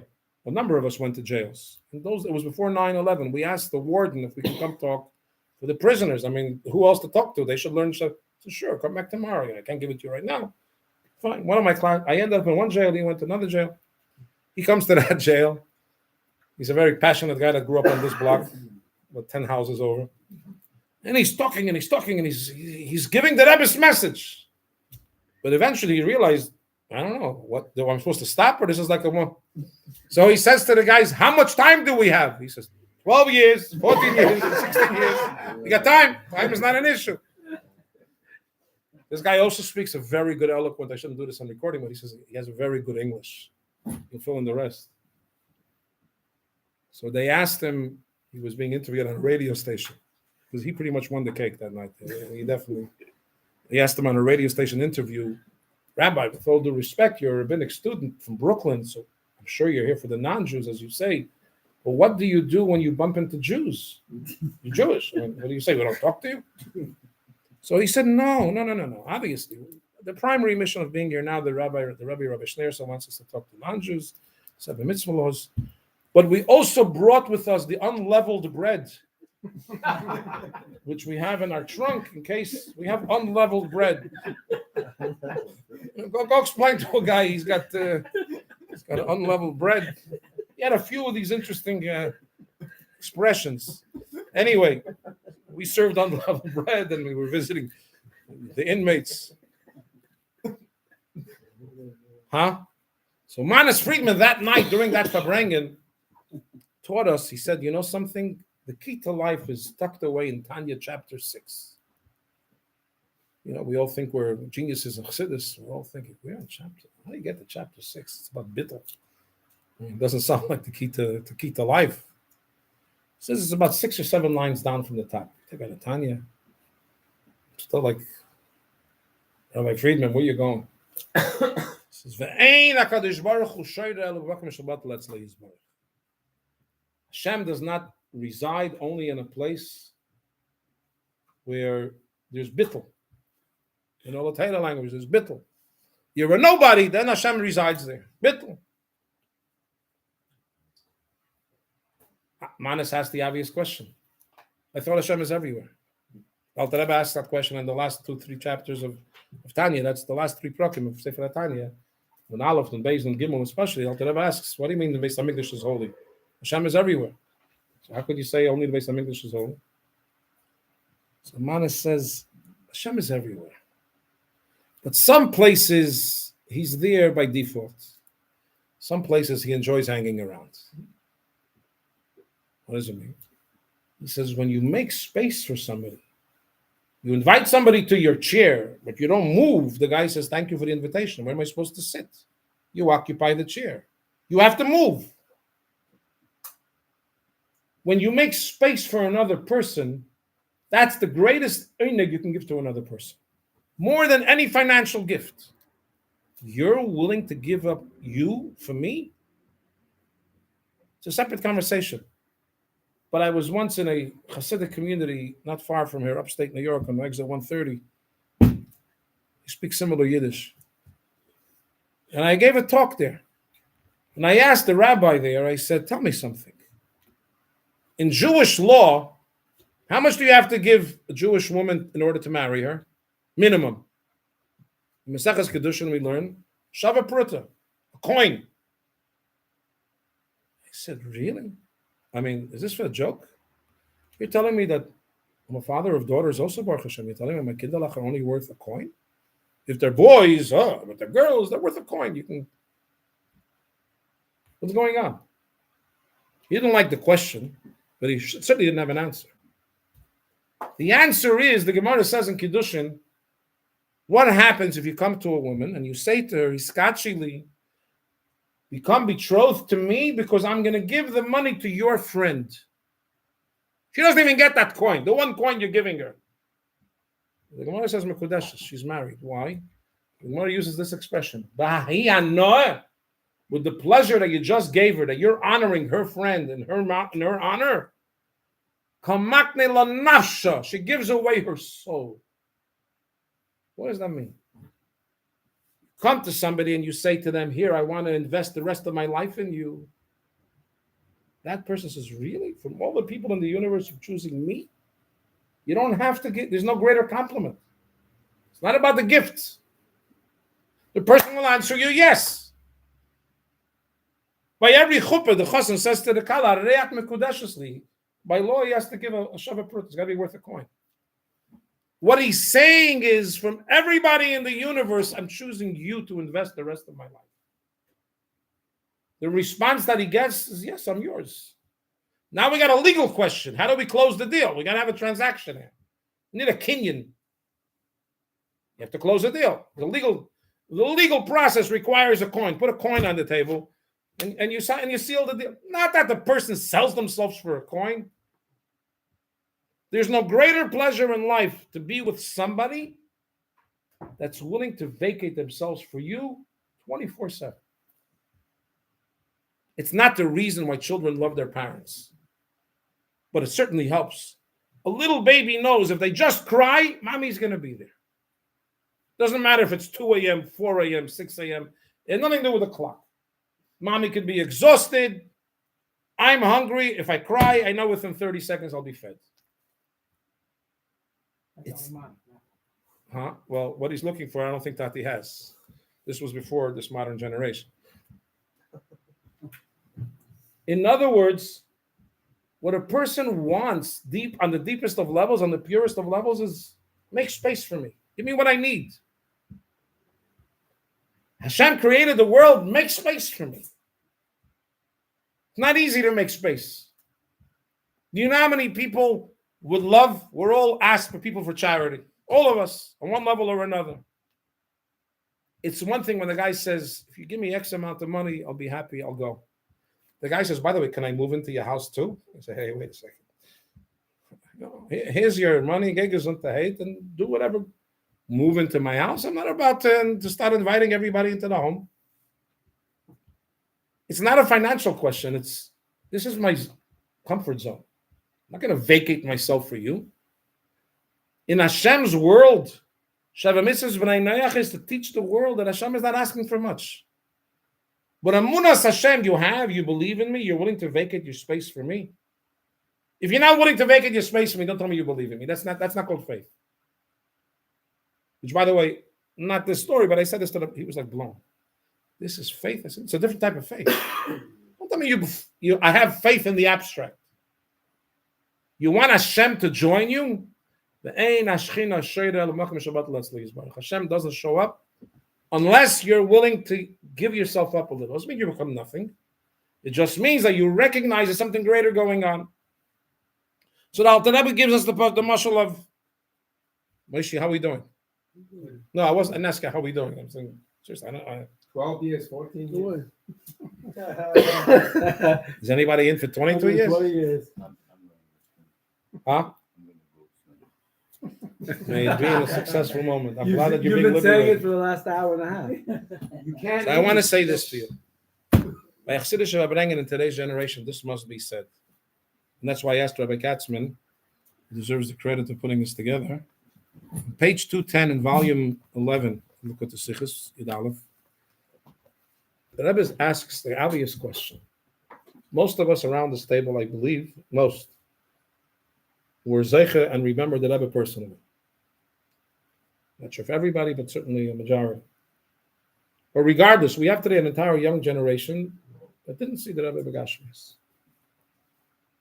So you're asking a child that never saw to connect and give away his life to something that he never saw in his own eyes. So videos, other things, he heard stories. In volume 11, the Rebbe asks a question. Ironically, the Rebbe chose to write this letter on the third day of Tammuz in 1950. You know what the third day of Tammuz 1950 was in Lubavitch history? It was a strange time. The Frierdiker Rebbe had passed away 6 months before, approximately. Our Rebbe was refusing adamantly to become Rebbe. He even threatened that if you keep on bothering me, I'm going to leave. That's what the Rebbe said. Chassidim found themselves in no man's land. Like, who's going to care for us? Who's going to take care of us? On that particular date, you try to convince me that this was a random mistake. The Rebbe just chose that date. The Michtav Gimel Tammuz Tavshin Yud. He couldn't find another date to write it because the letter could have been written any day between Tavshin Yud and Tavshin Yud Aleph. So I don't know why the Rebbe chose this date. I'll leave it up to your imagination. The Rebbe begins by asking, Rabbi Ma'mechapsim, many are searching to find out what's the greatness of my father-in-law. You look it up in the original, page 209 to 10 and 210. In Chelek Yud Aleph 11. He says, and some people call him, he has a bunch of compliments here. He's a man of Mesiras Nefesh, of self-sacrifice. He's a goyin, he's a genius. He has got good midas. He's a tzaddik. He performs Ruach HaKodesh. He does miracles. The Rebbe says, Ha'ikar chaser kan. It's nice compliments. You missed the boat. It's not what it's about. He's holy. He's righteous. He performs miracles. He's a genius. What's left? What else can you say about him? I mean, how much more can I give the Rebbe compliments? The Rebbe says, no, you're missing the one word nasi. He says, what's a nasi? He borrows now the terminology of the Zohar. If you look at your own physical body, every organ in your body functions because of the brain. A simple example. Every Lubavitch Shliach, I hope not, I should take that back, but I was called more than once as a Lubavitch Shliach to come to somebody's bedside in the hospital because the doctor said the person is brain dead, and they're giving him minutes, hours. In other words, as long as the doctor says the man is alive, we may even give him a heart transplant, give him a lung transplant. We can transplant a lot of things. There's no such thing as a brain transplant because you're going to kill the patient in the interim. Only Hashem can do that. You can't disconnect his brain, which means he's going to die, and then you're going to bring him back to life. That's in the hands of God. And the doctor will tell you is if it's correct that he's brain dead, there's not much they can do. Says the Rebbe that every single one of us has to realize we're not doing the Rebbe a favor because we're recognizing the Rebbe as our Rebbe. It's backwards, the Rebbe says. You're looking at it incorrectly. Each of us, male and female, have to understand das, knowledge. Just for a second. When I like to give a shir of chassidus, which I enjoy, I must say, I wanted to find a muscle that the average person that didn't learn chassidus could relate to. It's chachma, there's bina, there's das. We all know the difference. Chachma, you conceive the concept, and bina, you develop it, and das, you bring it down into practical. So I use a lot the following muscle, although it's not exactly aligned 100%, but it's enough for people to realize, yeah, I got you. For those people that enjoy a good piece of steak in life, go into the butcher, and finally you put aside $300 and you say to the butcher, is there a really good piece of meat? Not stomach steak. Once in my life, I want to enjoy the best cuts. I'm willing to spend $300. There are steaks, I don't think it's $300, but there are steaks that cost over $100 a piece per portion. The guy comes home, he throws it onto the grill, but he has no patience. 3 minutes later, he wants to dig into his steak. You know what's going to happen. He's going to find a thick, raw piece of meat. He'll take one bite and say, this guy's crazy. $100 for this? It's tasteless. We're all going to give him the same answer. Did you allow the fire to crackle its way through and turn it over upside down and back and forth and let the flames of the barbecue penetrate and permeate through and through? Or you just threw it on the grill and you want to have the good taste? It doesn't work that way. You want the delicious food? Let the fire burn. Let the barbecue do its job. Our brain, according to Chassidus, is similar to a log of wood. Al Rebbe uses this mashal a lot. On the one hand, it's a log, and it's very hard to crack. To crack the log. Al Rebbe in Tanya and Perikov Teves begins. You got to break it down to small pieces. Then the chips of wood catch fire. The upside of it is when the log catches fire, the log, it wins every test. Every contest, I should say, because the twigs burn quickly, but they're consumed quickly. They catch quickly, and they come to life quickly, and they die quickly. The log says, I need some time. It's not going to happen overnight.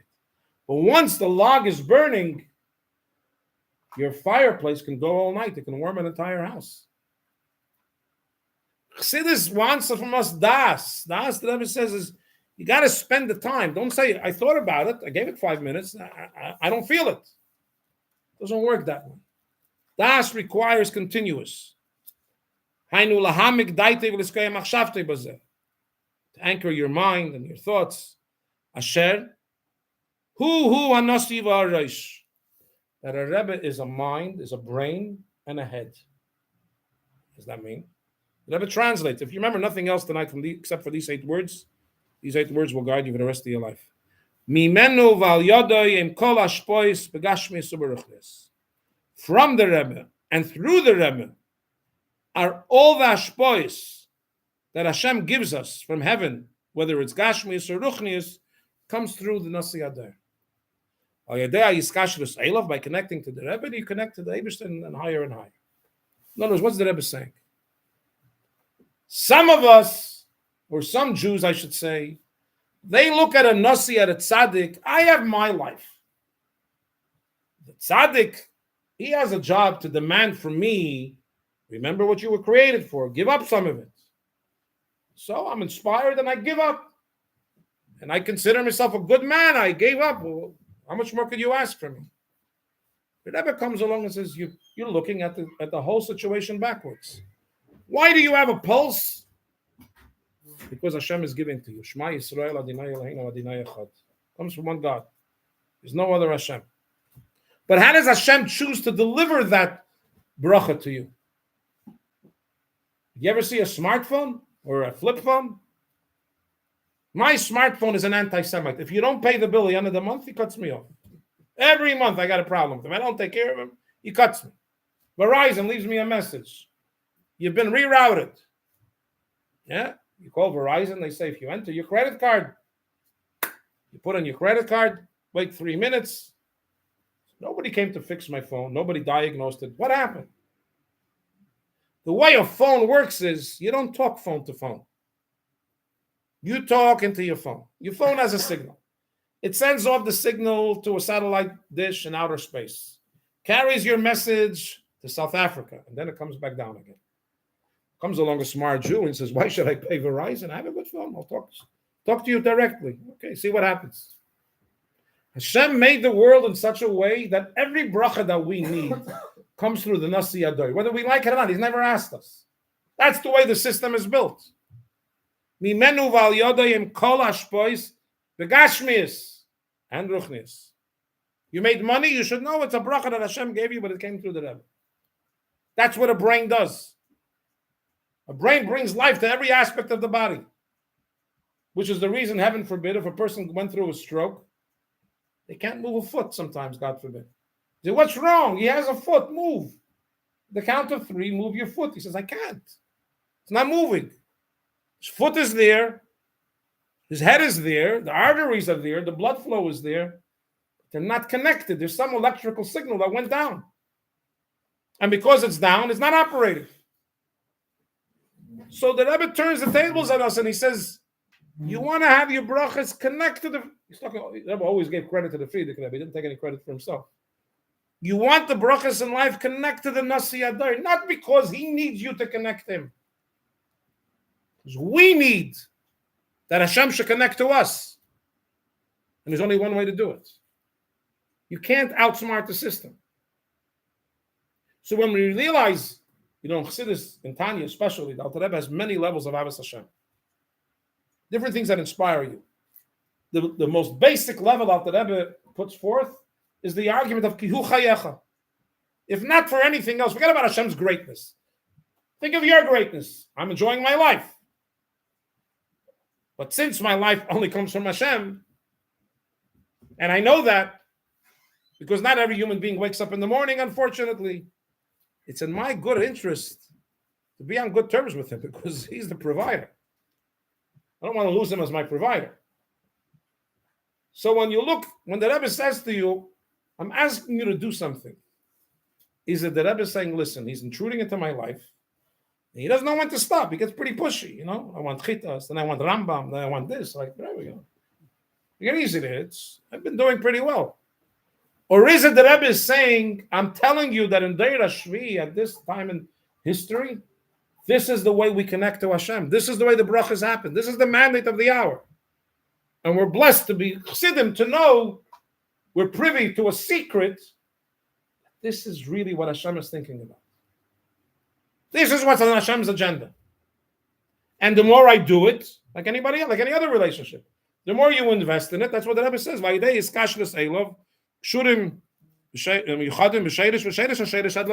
more you connect, the more you have. So it's not chas v'shalom that we're connecting because we're blindfolded Lubavitch Chassidim and we were brainwashed as little children.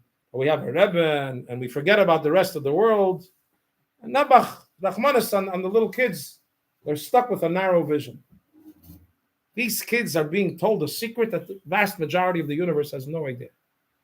They're being told exactly which antenna is the one through which Hashem operates in this world. in this seventh generation, in the darkest of times of Galus, which individual neshama it is, where you can go and to connect, whether you go to the Oil, you go to English, you go to the Rebbe's Strum, it's irrelevant. They're all holy. Whichever way you're going to choose. The point is not where you went. The point is that you connect. And when you do that and you connect to the Eibishter,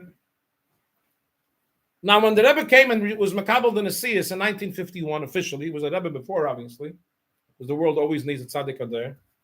But in 1951, the Rebbe sits down upstairs in 770. The shul doesn't hold. I counted it once. I physically walked it when there was nobody there. It's approximately 30 feet in the long side. It's 17 feet, sometimes 15 feet. And when the Rashag used to, it gets a little longer over there, wider. So you go down to 18 and 19 feet width. So I didn't do the full mathematics of the, figuring out the square footage. But you're talking about 500 square feet. The whole business. Measure it for yourself. And in 500 square feet, our Rebbe sits down the night of the 10th of Shvat, 1950, when he says, guys, we're going to conquer the world. I would, you can ask, Rebbe, why don't we conquer this building? Like Eastern Parkway would be nice. We don't, our whole congregation fits into the 500 square feet. I mean, what kind of world? What are we conquering? The Rebbe kept on going and going and going until he raised a generation. I don't know where he was, Rabbi Sudak and others. His father and others of that, they were the first pioneers that were raised by the Rebbe personally, and they said, no, this is for real. This is their Ashvi. And in all of history, or I should say all of history, from the Alter Rebbe, and in that context, from Avraham Avinu, we're Shvi L'Risha, and we're the guys that are going to make it happen. Let me ask you a practical question. You bump into a kid anywhere in planet Earth. You say to him, what are you planning to do for a living? He says, oh, watch, I'm going to change the whole world. So what do you mean? Like, no, for real. The whole world's going to be different because of me. I would call his mother and say, I really think he should see somebody. The kid's a little bit, he's on fantasy island. You know what I mean? He's going to change the world. The whole world's going to. And the Rebbe comes along and teaches every kid from 2 years old or younger, we want Mashiach now. That my good deed based on Alter Rebbe and Tanya really is making a difference in Dir B'Tachtena. We're accomplishing the purpose for which Hashem created the world. You tell me, if that's not inspiring, what is? I remember in 1987 when the Rebbe spoke, a famous Sichen, it was the Kinnis HaShluchim, and the Rebbe spoke then and he screamed. I remember the words. It was silent. It's in Chelik Chafei of Lekut Sichos, page 336. The Rebbe says there, we should tell every youngster, every Talmud in the Lubavitch school system, boys and girls, that the reason why our Rabbi went on Mesiras Nefesh and they sacrificed their own comforts is for you to grow up and to become their shluchim. Now, remember it live. The Rebbe paused and the Rebbe screamed literally on top of his, I don't want to use the word top of his lungs, but he screamed, the whole 770 heard it. Werd shluchim and geht einam in die Welt mit Yiddishkeit. Go become my representatives and conquer the world with Yiddishkeit. That's the purpose of creation. So let's be blunt. Obviously, those who chose in life to go out physically to outside of Crown Heights. But does that mean those that didn't go on the Crown Heights, so they're off the hook? Shlichus doesn't mean where you are. It's not a question of where you put down your suitcase, where you sleep. Shlichus is a question of Eved Avram Anoichi. Shlichus means that I give up my identity. It's not me. I represent something greater than myself. That's the simple definition of shlichus. I'll be your representative. It's not going to be me. Where am I going to go? I don't know. I'll become you. In legal terms, I'm becoming you. When the Rebbe says to us to go out on shlichus, he's saying something obviously in the Gashmias, but he's not satisfied with the Gashmias. The Rebbe is saying, I expect Chassidim of this generation to realize and recognize that because we are all at the cusp of Geula, it's time to dedicate our identity to something greater than ourselves. It's an amazing statement. That the Rebbe believes that every single Yid has the power to relinquish his own identity the way he knows it and become a full-fledged representative. Who am I? You meet a Lubavitcher. Whether I work in business, I don't work, it doesn't make a difference. That's not the question. The question is, what do you accomplish in life? My accomplishment is wherever I have an opportunity putting on film with somebody. I'm teaching them what the purpose of creation is. I'm teaching them Dibber. I'm teaching ideas of Tanya. I'm bringing down the reality that the world was created for a purpose, otherwise known as Mashiach's existence, where Hashem can feel comfortable the entire universe and not hang around this planet as a stranger. You say that to somebody. I've done it many times, and in those words, I tried many different. It's the most inspiring statement you can say to somebody. You're not demanding. People look at you like, really, Rabbi? You're telling me that 5,784 years of history are resting on my shoulders, and the Rebbe says so? It's not your idea? Look it up. I'm not making this stuff up. We never had a Nasi Adayt in history that spoke to little Yiddish Kinderlach and told them, you give a penny to tzedakah, Mashiach's coming. We had many G'daylim, Tzadiki Adayt, that told us when you do a good thing, you'll have Olam Haba, Chveis, you'll have a schar that counts. To really believe for real that little Yingel and Meidel is going to make the difference of existence, what Avraham Avinu wouldn't achieve yet, and David didn't achieve, and Moshe didn't achieve, and even the Rabbeim on some level didn't merit in Gashmias to see it happen. We're the day that we're going to, yes. And a resounding yes. And we have the logic to back it. It's not we're saying it because we're pumped up about who we are, so I'm going to vote for my team.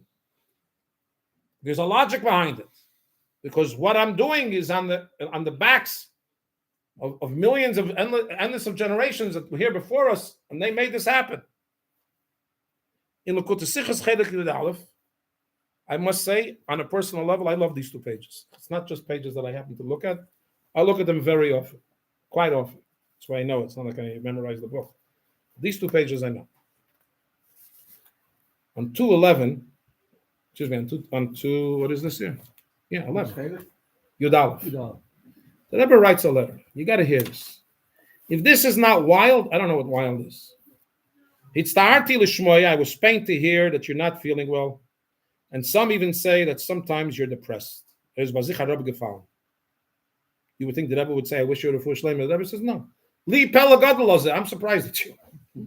Sometimes this is a private letter. I'm not saying the Rebbe wrote this to everybody. But to this individual, the Rebbe says, I hear that you're depressed. I'm surprised at you. You know, it's not exactly what a doctor would usually say to his patient. But this is a Rebbe. He's not here to just listen how the Rebbe works, this guy. It's explained in many places of Chassidus. Ashar a chassid afil the memes. A chassid, these are the Navy SEALs. They're not the regular guys. Not the guys that stay till 9 o'clock, 10 o'clock. It's the boys that stick it out of Farbrengen. Seriously. You're not talking to the average guy. The Rebbe is talking about chassid, a chassid here. And the Rebbe says in parentheses, truth be told, this is true for all creations. Dem wenn ich flino von Chassidim und befragt Mimim, ist das, was davon das vielen euch und nicht nur verstehen besech. The amazing idea about Tamim and Chassidim is that they don't just understand it, they feel it. Feel it in your bones. A Lubavitch Chassid feels this. The Rebbe says, now listen to this. This is the part that if I didn't see it, I wouldn't believe it. Zwei Afochim was is da by jeden Nivre. There are two opposites by every creation. Is mitzad echad on the one hand, mitzad atzmai on your own. Yeah, Rabbi. Is it aloy mamish? In case you want to know if you're a nothing, the Rabbi says, no, you're not taka nothing. You're aloy mamish. You're really a nothing. You got a confirmation. On your own, in case you had your hopes high, you are aloy mamish. Very inspiring, right? I know. That's what the Rabbi writes. You're aloy mamish. Because what do you have to offer? Right, exactly. That's why you should be depressed. Hashem created you. Nothing is yours. Stop getting so excited about yourself. But then the Rebbe flips it. As we used to say when we were kids, he flips it 360. Not 180. 360, all the way. Back to where we started from. Aber mitzad hasheni, mitzad demeser is a b'riyah from atzmos and atzmos in Seif Baruch Hu. But on the other hand, because you are a creation from the essence of Hashem himself, that's who created you. Was das is ein ganzer Metzius, and this is your entire existence. Ein ganzer Mohus, I'm sorry. Is there nivra oich akoil yochel? At that moment, the creation becomes infinitely capable. You just went from a loy mamish, a line earlier, The moment you recognize and you let go and you allow Hashem to flow through you, now you're infinitely capable. Why? The logic is obvious. As long as I'm being me because I believe I have the power, so maybe I can lift 100 pounds, 150, 200. I don't know where my limits are. But somewhere I can't do more than that. 300 pounds. I can't lift 500 pounds, 600 pounds, 800 pounds. I just can't do it. The Rebbe says, yeah, of course you can do. You're a loy mamish, so you can't. But if you let go and you start representing the essence of Hashem, his powers are not limited. So his powers can flow through you and you become a Koel Yachol. So it's a paradox. Let go and become infinite. But I want to let go. Don't let go. So you'll be limited. You'll be a loy mamish. The flip side is let go and you become a Koel Yachol. And the Rebbe adds a few lines. Oy bastam yidden and chassidim is a schwer to feel. If the average Jew and even chassid has a hard time understanding what I just said or feel it, that's true. Aber tmimim mikusharim to zeir nasi have to feel it as well, not just understand it. Davon das feel noch. In other words, a Lubavitch chassid that has a Rebbe and realizes not all human beings are created equal. It says in the Constitution, but that's not true. Some of us are Rebbes. There's only 7 of them. When you connect to the Nasi Adoyer, you're not just connecting to another human being. Not because, forgive me for saying this, because that person is a God. Because that's the conduit through which Hashem chooses to bring the Kedusha of Hashem down into this world. So when we say in davening in the morning, V'yaminu b'Hashem of Moshe Avdei, we believed in God and in Moshe's servant. So they believed in 2 gods. There was God and there was Moshe, depending on the day. The Medrash says, the Rebbe quotes, those who believe in Hashem believe in his servant Moshe Avdoi. A servant is somebody who has no agenda. Moshe is God's man, not because he's so big, because he considers himself so small. Because Moshe took so no credit for himself, as Rabbi Frieden quoted earlier from chapter 6 in Tanya, his bittul was so enormous, he vacated his entire chair. So when you looked at Moshe Rabbeinu's seat, you didn't see Moshe, you saw God. There's no Moshe here. Yeah, he exists. But Moshe said, I'm not here to be me. I'm here to be somebody else. I'm representing Hashem. That's my calling in life. If we adopt that perspective, excuse me,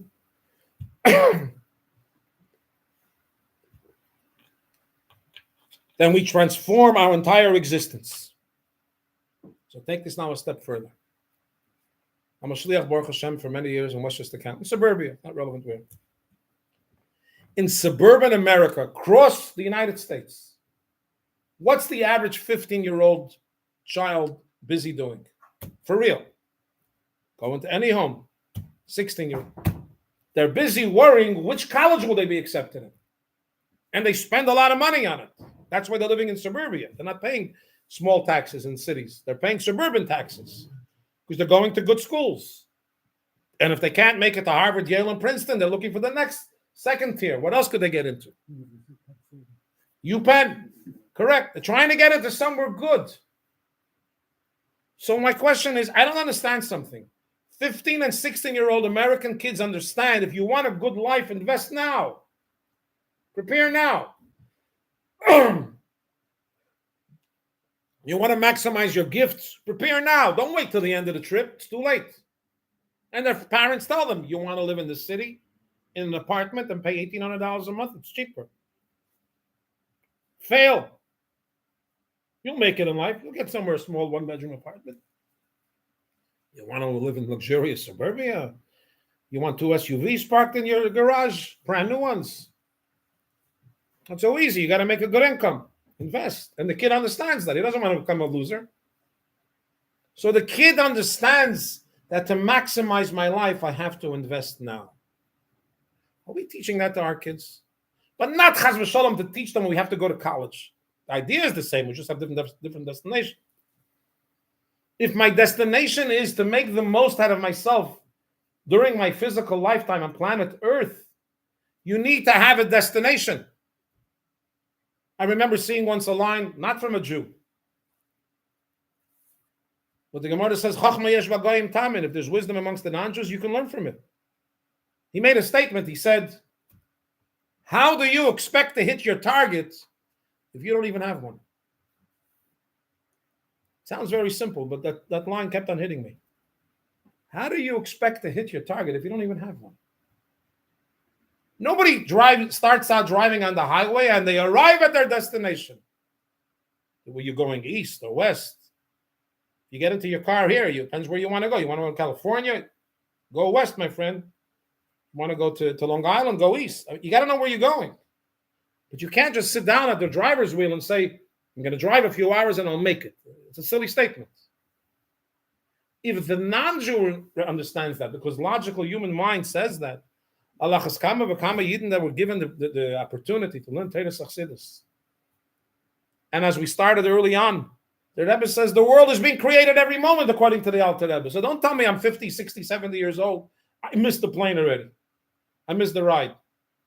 The Rebbe says, which ride did you miss? The one that once existed. It's a new world today. So if we didn't maximize it in the past, we have the opportunity to do it now. As a matter of fact, when the Rebbe speaks in the famous Sikha of Chof Nissen, and you listen to the Rebbe's pain in that Sikha, and you hear how the Rebbe is aggravated that Mashiach didn't come. If you listen to the audio or to the video, you'll see that the point that the Rebbe aggravates the most, where the Rebbe says, and the Ikir is, Misgeblibnen am Golus Hapnimi. We remained in our inner Golus. So I understood that to mean, maybe I'm wrong, that Mashiach didn't come ultimately on some level. Maybe it's not in your hands. But that you personally and I'm personally stuck in our personal Golus. The Rebbe says, what's that? Why are we stuck in your Golus Apnimi? The Golus Oilami, it's a global Golus. I don't know. I'm not in control of the entire universe.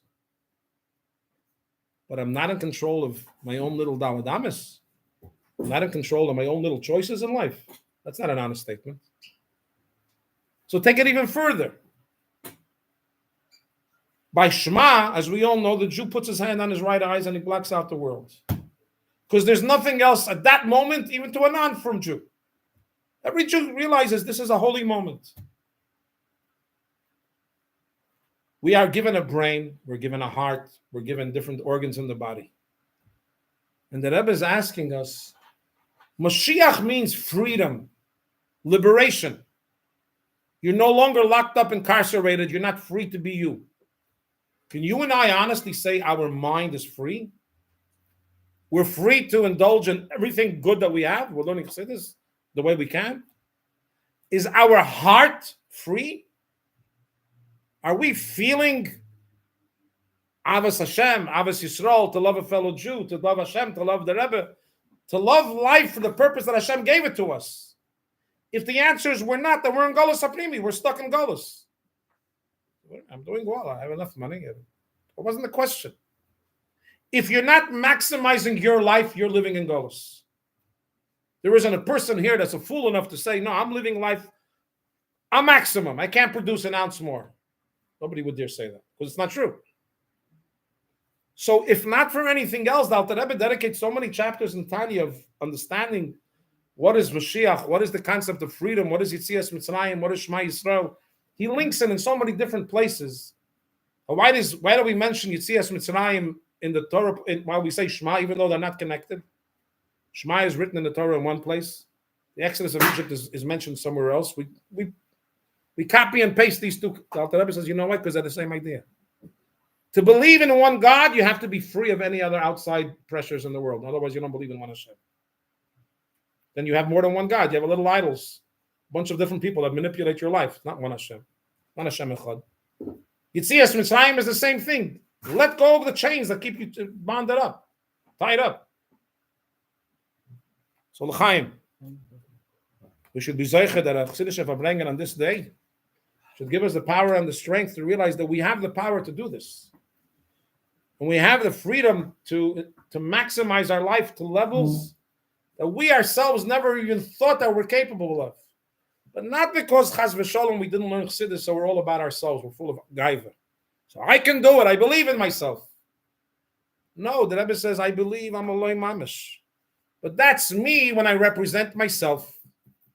And on my own, I only have my own talents. How far can I go with it? It's limited. The Rebbe says, it's loy mamish. You're running out of gas already. If you're relying on something greater and you're connecting to the Rebbe and you're learning shiurim, and you realize and recognize that Hashem is coming through in Deir Shvi, now all of a sudden you're infinitely capable. So L'chaim, what's your name, my friend? Huh? What's your name? I recognize you from somewhere. Rami. Who? Rami. Rami what? Levit. Wait. L'chaim Rami. Levit. L'chaim. Rami means to be elevated. Pleasure to. Rami, we should let go. I said this in Israel. One of the thoughts that I said is, so a guy says to me this summer in Israel, says, Rabbi, the next time you say it, use this as an example. I said, okay, so I'm sharing it with you. He said in some countries, they like to play with the monkeys because there are countries in Asia where the monkeys hang around. Thailand, other places. You want to trap a monkey or distract him, so what do? You take a strong, hard coconut and you drill a hole. It's not easy for the monkey to put his hand in. Not an easy entry and exit. Then you stick a banana in there. The monkey will spend the next few hours trying to get the banana out of the coconut because he loves monkeys. He loves coconuts. But he doesn't know. He loves bananas. Yeah. But he doesn't understand the minute he makes a fist, the hole is tight. There's no room to take a hand out with a closed fist. You want to say to the monkey, let go of the banana. You'll get your hand back. Nope. He's going to sit there for hours and he's going to play like this. He won't let go of his banana. You want to let go of your banana, you're going to have your hand stuck in the coconut. You're not going to have it. Yeah, he said to me, because I said something along those lines. He says, what you're saying, Rabbi, is exactly what the monkey's trying to do. He wants his hands on the banana and he wants to eat it too. He says, Hashem says, no, not going to work. You want to be Koel Yochel? Let go. Admit that you on your own are nobody. But don't finish there. But nevertheless, Hashem himself in his infinite essence chose to create me. And he's the one that's empowering me. If that's the case, and I represent only him, I have no self-agenda. So what power do I have now? I'm plugged into the infinite. Chaim Rami. This was one of the also on Tuesday. He's talking about the let go. One of the famous Nagunim of the Alter Rebbe is Koel Doidi. What's Koel Doidi? That Hashem says, I'm knocking on your door. Let me in. He's trying to get in any way possible. Just let me in. And we think, at least I certainly thought that when I was, the younger we are, we certainly think that way. Hashem is trying to get into my life. Like, okay, and I'm becoming older, so I have to be more mature about it. So I have to let him in because he's the boss. And we don't understand, when you're a little kid, Hashem is not grabbing your space. He's telling you, Yingler, why be limited to being able to pick up 50 pounds? Join me, join the army. You'll pick up infinite amount of weight. You'll be infinitely powerful. Will we become the monkey? He said, no, but can I have my banana? Let go. Let go.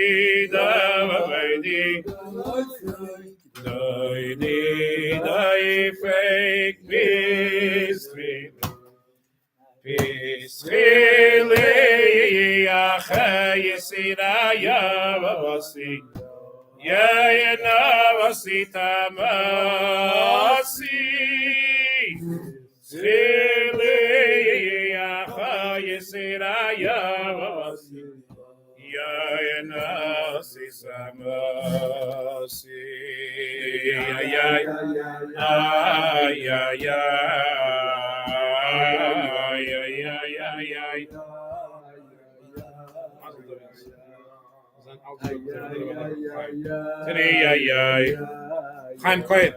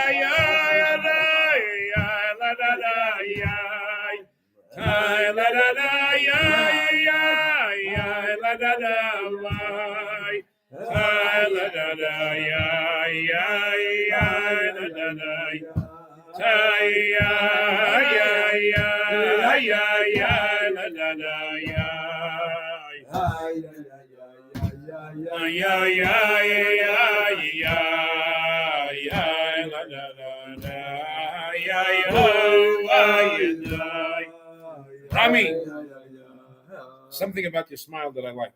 I need a favor. I can go now for 3 hours more. I'm not exaggerating. Prepared. I got stuff. There's not short. But I want you to hear the next talk. So have a seat. After that, you're free to go. I have to be honest about it. I have to run to the bathroom. So go to the bathroom, come back. I've heard of worse salute. Sorry. Go. I'll be back. He's a drummer for Pimenta. Recognize. Mhm. What? Oishi. Wait, Shara Maisa. I feel like I'm the drummer from Pimenta. Yeah. Yeah, it's a good story. Nothing to. I was flying to your friend Rabbi Mendel. Unfortunately, He did a Shabbaton there. but I was there already a while ago. So once when I was traveling there, it was a Friday. There was a stewardess on the plane. I'm guessing her age, around 60. I don't know. Not young, not old. Looked at me like a 60-year-old. I've flown a lot. I mean, a lot. I've never seen a person like she was like, she didn't stop. She must have asked me 10 times during the flight. It's only a 3-hour flight. No, not about a year. Would you like some more chips or some peanuts or some another drink, a coffee, a tea? Like, I wouldn't work that hard. It's a job. It's not. When everybody got off the plane, and she did this for the entire aircraft, she was like running up and around like a chicken. I said to her, I waited to be the last. When everybody gets off, I waited. It's not a big. I got off. I got to the front. They're waiting there at the front as you exit. They all say thank you for flying Delta. I said, can I ask you a question? She said, sure. I said, I'm a rabbi. And as a rabbi, it's my job sometimes to inspire people, and it's not always easy when people are going through challenges. Can I ask you a question? I saw what you were doing. You didn't stop smiling for 3 hours, and you seem to be passionate about it. What's your secret? I should. God's my witness. She says, Rabbi, my secret? My son died. I kept quiet. Okay. Didn't say anything. You start imagining something. I didn't say anything. She says a few years ago, her only son was in a motorcycle accident, and he was killed. She says for the next 2 years or so, she didn't leave her home. She was depressed. She was finished. There's no reason to continue life. She says, one day I woke up and I said to myself, lady, you need to decide. Do you want to live or you want to die? But you can't continue life like this. You're a dead man walking. Make up your mind. What are you doing? She decided I was once a stewardess. I'm going back to be a stewardess. I want to serve people, and that's my pleasure. She says, I look forward to the next flight. That's what gives me life. Every time a customer asks me for something, it's a pleasure. I'm helping somebody. I'm not exaggerating. I walk off the plane. I said, did I just join a Chassidish Farbrengen or something? What just happened? And you can see, Nekadim Divrei Emes, this wasn't some speech that she was sharing a very, very personal thing in life. Her darkest moment created the most happy person that I've ever seen on a flight. I just never saw anybody like it. Rami, it's a pleasure to see you back. He missed the story. I asked the stewardess that I saw that was so busy the whole flight, running back and forth, offering people drinks, food, pretzels, whatever she had, whatever they have in their wagon. So I waited when the flight was over to be the last. When I got off, I asked her, what's your secret? She said her secret is my son died. I kept quiet. She says, Rabbi, 2 years ago, my son died, was killed in a car accident, motorcycle accident. And I've been, for 2 years, I was out of commission. And then I said to myself one morning, lady, you need to decide, you want to live or you want to die? But you can't have it both ways. She was once a stewardess when she was younger. She decided she's going back. She has a passion for this. And she's going to serve people. That's giving her purpose in life. She says, I look forward. I remember her words. I look forward to the next flight. That's her joy. She lives for something. She doesn't have another reason to live. And she's not saying it out of this big tzaddikus that she doesn't have what to live for. But when you say, can you please give me a coffee or a chips? She has purpose now. She's busy making you happy. It's mind-boggling. I think. I mean, I found it amazing. Absolutely. So I want to say this to you. Our generation knows that the Rebbe's, I don't have an authority to say this, Yossi, but the Rebbe's biggest dream, if I may say, is to bring Mashiach. He said so himself. He asked the From Rabbi when he to was a give me little before. child. In volume 12 of the Rebbe's writings, English Kaddish, I put a bundle there. On page 414, I remember it. I remember that it was Taf Yudalef. 414. It was written on Yudalef Nissen in 1956. That's very good. Yitzchak ben Tzvi. The Rebbe writes, the Rebbe omitted, he was the president of Israel. The Rebbe omits to write in the titles addressed to the president of Israel, Nasi. What's the need of to omit? What's the word omit? What's the To omit? Yeah, the need of. What's the need of that? What's this? בקשת סליחה על שפתחתי מכתבי בלי להקדים תוארים. Oh, okay. Rebbe just starts the letter. Yudalef Nissen Tavshin Tezayin, he just goes straight to the letter. Okay. The Rebbe writes, Miyom olchi lecheder. From the day I went to Cheder as a child, I was there in Nikolaev. Still exists. There's holes in the steps over there. You got to be careful as you go up. But I actually went with my cousin. We climbed the steps carefully. You can actually see the Rebbe's old original Cheder. V'od kodem lazeh, even before I started going to Cheder. He was 4 or 5 years old when he started. So he's saying that even before I was in Cheder, I already started.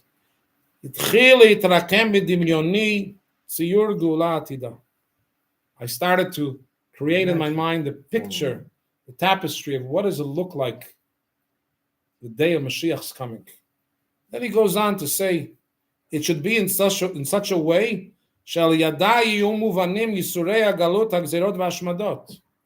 that the Holocaust and the pogroms and all the killings of Jews, unfortunately, we just went through Hamas, a few months ago.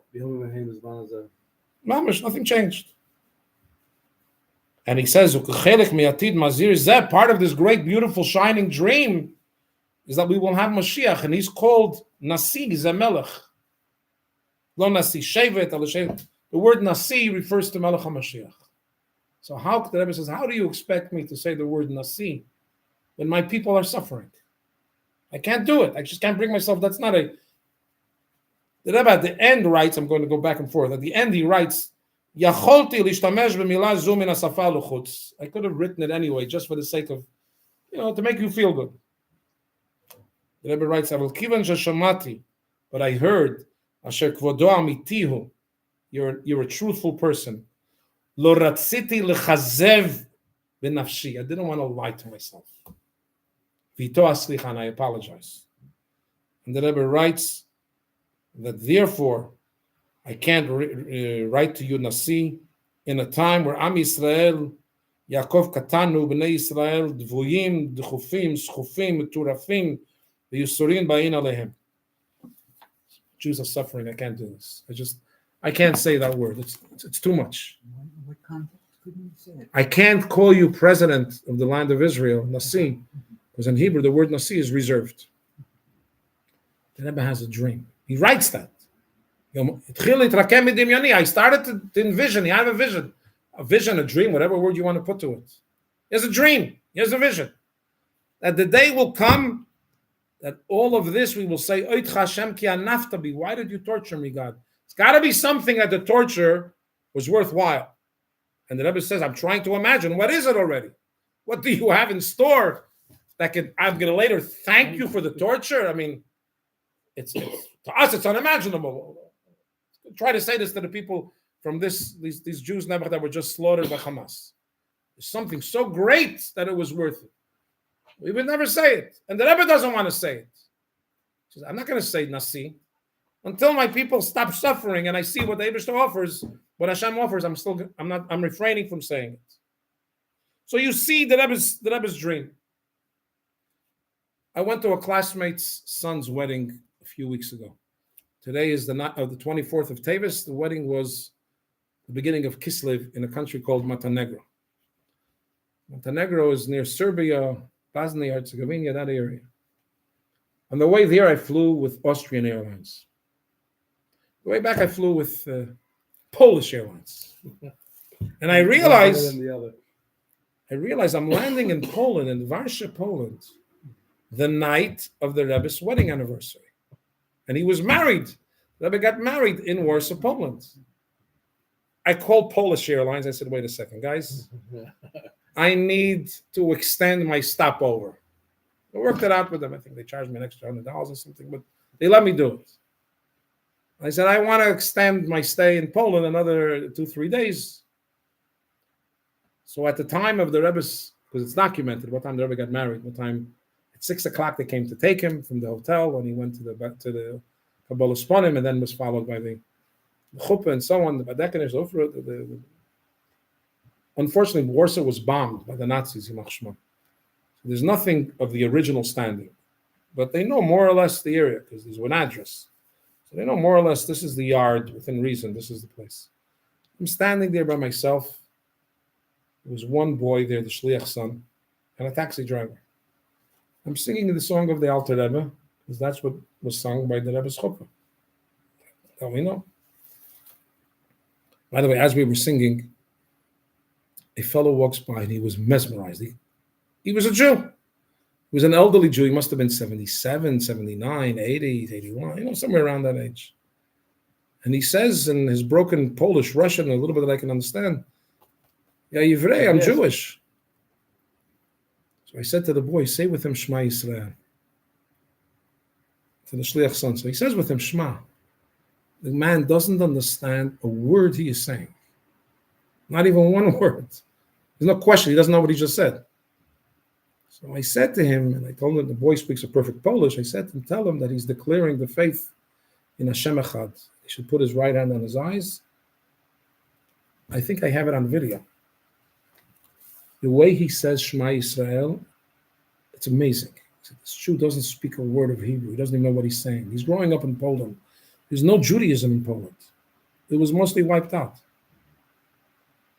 Yet when you touched him on such a sensitive spot, declare your faith in the one God of Israel, he was like almost 80 years old. I mean, I didn't ask him his age, but you can see on his face. He's around that age. It was amazing. And even the boy didn't realize what he was doing. Boys are innocent. This is a sweet kid. Saying Shema. I'm standing from the side and just watching this. And this was caused because I was singing Alter Rebbe Snign, so he realized this Jews are like, what's going on here? He didn't understand, like, what's this interesting ceremony? A man standing near a tree, 6:30 p.m., it's dark. The sun set that day, 3:30. The next day, I asked the Shliach's father, Rabbi Stambler, this boy's father, for a taxi driver. He said, there's actually an Israeli here. Why don't you use him instead of using, I said, by all means, I might as well give the parnasa to a Jew. I took him. I went to a Tvotsk. Tvotsk is the city where the famous yeshiva of Lubavitch in Poland existed. The building still stands exactly as it was. They just put doors up. It's a multi-apartment. It's not an apartment building. They just no. They rent that out. Not Airbnb. It's a wealthy suburb actually because the homes across the street are all wealthy. Fine. And then you see from there, all these Chassidim came from, Rabbi Reitche, all the people, Rabbi Weinberg, they all went through a Tvotsk. Fine. Then I continued going to Treblinka. I assume you know what Treblinka is. It's one of the concentration camps. We are the It's Concentration. it's up there together with one of Auschwitz. the concentration. It was one of the first camps that they built. It wasn't even a labor camp. It was primarily a killing extermination camp. It wasn't meant to work. Most people were only there for 7 hours. From when they walked in as a human until they were turned into ashes, took about 7 hours. That's how fast this killing machine was working. Okay? But when the Nazis found out that they're losing, they didn't want the world to know what they did. So they started covering the tracks. And in Treblinka, they got rid of all the evidence. So 98% is gone. You don't see the gas chambers. You don't see the place. But there's a place there. I don't want to get too graphic. There's a place there where they murdered many Jews and they buried them. They were afraid they would dig up the grave. So they created, Yimach Shmam, they created another grave, and you see the pictures that the Nazis themselves took, which they found later, with these huge trucks creating a big pit. There was a big barbecue. Yimach Shmam. They dug up the dead bodies and they put them into this thing so they can burn them so there's nothing left of them. And that spot, we know where it is. It's there. And they put stones on it so you can identify it. The sun set that day on the 14th day of Kislev this year at 3:30 p.m. in the town of Treblinka. I'm there myself with my driver and God, nobody else, but almost 1 million Jews. The sun is setting. I'm not dramatizing. I can't explain to you the feelings. It's off the charts. It was part of a forest. That's why the Nazis chose it. And it was 5-6 kilometers away from the town or village. It's a small village, Treblinka. So we know it as Treblinka. There was nothing there. It was just a part of a forest that was cut out. Nobody should see it. And this was a killing machine. That's all they did. They just killed Jews in gas chambers, burnt their bodies, and out. It was a million. Almost a million. They say between 800,000 and 1 million Jews perished, unfortunately, including the Rebbe's wife. The Rebbe's Mechayim Moshe had a sister, Shema, or Shendel, as she was called in Yiddish. So I said, I'm already here. I'm going to pay my respects to the Rebbe's sister-in-law. So I remember the Rebbe saying Kaddish for her. There's evidence that she was taken to the gas chambers on the second day of Rosh Hashanah. An hour calendar, Tafshin Gimel, because Treblinka was completed in 1942. But Rosh Hashanah Tafshin Gimel is still 42, but it's the beginning of 43 on our calendar in Tafshin Gimel. And unfortunately, anyway, I don't want to get into too many details there. I'm standing there, I daven mincha. I got there just 5-6 minutes before Shkia, before sunset. I wanted to daven mincha. I did. In the middle, I wanted to say, so I said some Tehillim. But then I'm singing to myself all of a sudden, Ani Mamin, I believe. Because I was always taught that the song Ani Mamin was created and composed by a Jew, a Madras Chassid, on his way to a concentration camp. Maybe not Treblinka, but the idea of Ani Mamin, I believe. I'm thinking to myself, Ani Mamin, I believe. You have nothing else to sing? For real? You have nothing else to sing? Jews are being killed? You're singing Ani Mamin, I believe with complete faith. It's a contradiction. It's not just an oxymoron. It's like, what are you guys doing? I mean, you want to sing, find something else. I don't know why, but don't. I'm singing to myself, I believe in. And I'm thinking to myself what the Rebbe was saying. This whole started, you have time. It's surfacing in my mind. The Rebbe says, do you understand you're infinitely capable? These Jews never made it. They weren't given a chance. They were gunned down too early. They were burnt. Their lives came to an end way too early. Are we willing to live the life, not just for ourselves, but for them as well? Are we willing to prove that the Jewish people, Ani Ma'amin, we continue to live? Ani Ma'amin, I believe in Hashem, I believe in God, I believe in the Rebbe, I believe in Torah, I believe in Shlichus, I believe in the truths of life that I was taught since a child. But on some level, I was thinking to myself consciously, do you believe in yourself? Reb Tzadok HaKohen writes that just like a person has to believe in Hashem, afterwards he has to believe in himself. And he defines it. He doesn't mean believe in yourself, God forbid. There's Hashem and there's you as a small God. Do you believe in your mission in life, or you're just random? You think you just came here by mistake? There's no reason for you being here. It's random. Nobody asked you when to come, when to leave. No, ani mamen, we have a reason. I believe there is a purpose. And even if even below he shall tarry, as we say in English, even if things go through life and they're not exactly the way you imagined early on, and you're hitting many bumps, it's not the life you envisioned. You still believe? Even though you have questions, I got questions. What's going on? It's not just that Rebbe teaches achakeh doesn't just mean I wait. I await. In English, achakeh doesn't just mean okay, whenever you show up, I'm ready. No, achakeh means I'm ready for you. I'm waiting for you. I'm standing by the door. No. When are you arriving? I'm waiting for you. It's not just a question of I believe he could come. When you take a flight, I always think about it every flight. I don't know, it came to my mind maybe 10, 15 years ago, ever since then. When you leave Kennedy or LaGuardia, and you look out the window, Manhattan has these big skyscrapers. It's so big that I try to imagine maybe I'm going to take 2 or 3 of them in my seat. And for a lot of technical reasons, I don't think they fit. And then you count 3 minutes from when the wheels take off and the plane takes off into the air. 3 minutes later, you look back down and say, oh, a second, where's Manhattan? I think it's Brooklyn. I think that's Long Island. That looks like Westchester. Where did Manhattan go? And you notice there's little houses there, Lego pieces sitting there on the bottom. There, you see, that's probably Manhattan because there's more lights over there. So tell me something. Do you really believe Manhattan shrunk in those 3 minutes? A miracle happened. As soon as I got on the plane, Hashem shrunk Manhattan. Manhattan remained as big as it was and as intimidating as it looked early on. But now that you chose to elevate yourself 30,000 feet into the air, Manhattan is nothing. It's not that Manhattan shrunk. You gained altitude. And from your newfound perspective, you can take on Manhattan. The Rebbe tells us Mashiach is about to come. Was he just kidding with us? He was giving us inspiration or something? He was telling us, Moshe emes v'seirasa emes. He was telling us, guys, I see the way it's set up in heaven. I'm telling you for a fact, it's about to happen.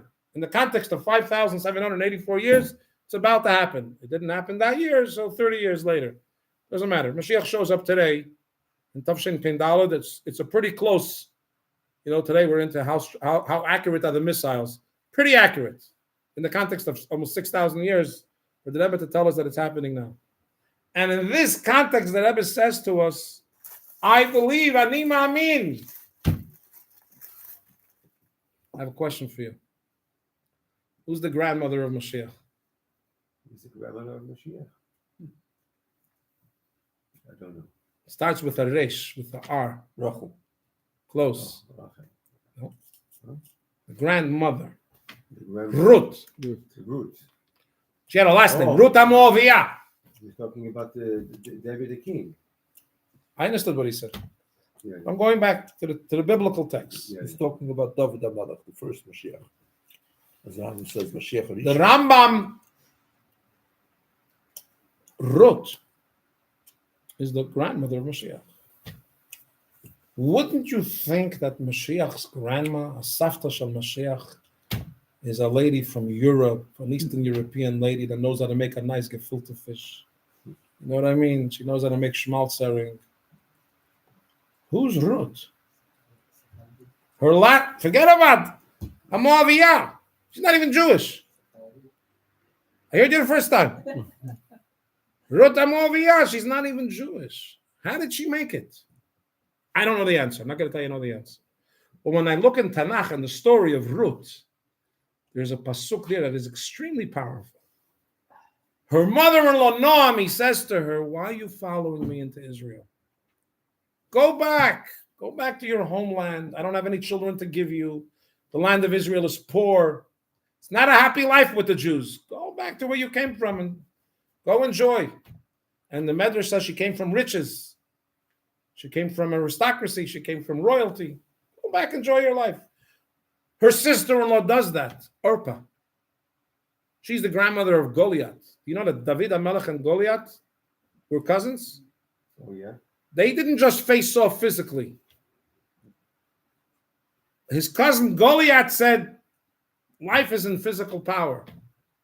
David HaMelech said, really? That's the purpose of life, huh? You reduced it to just physical power.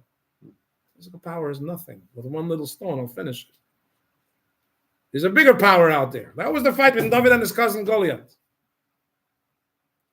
But when David's grandmother is told, go back to your homeland and go enjoy, she says to her mother-in-law, don't make fun of me.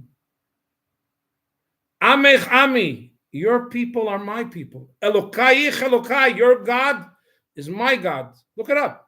Basher telchi elech, where you go, I shall go. Basher taluni alon, where you shall sleep, I will sleep. Yes. Basher tamuti amut, where you shall die, I will die. This is not poetry. I don't think Ruth was thinking then, how do I say this in a poetic way? Very holy lady. She was saying to her mother-in-law, you don't understand me. You think I'm some just non-Jewish girl that joined you because you have a rich son. So I married this for money. I understand the Jewish people. I understand Hashem's plan. I know the plan is Biat HaMashiach. I know what's going to happen in the land of Israel. That's the only God that's true. These are the true people of the universe. Wherever you shall stop, whatever journeys you go through, I'll go through, but I'm going to be here for the sea. I'm going to be here for Deir Hashvi. I want to see the Galut Melech HaMashiach. I want to be part of this. Hashem listens, says, you know something? Do you hear what you just said? Forget about who her mother is. It's not relevant. She got it. This lady understood the purpose of existence of creation. For a lack of a better word, she was a real Meshichist in the true sense of the word. She understood what it represents. She really did. She got it. She said, are you joking? All of creation revolves around this dream, around this vision, around this destination. You're telling me go back to Moab as a Moabite? I should give all that up? For what?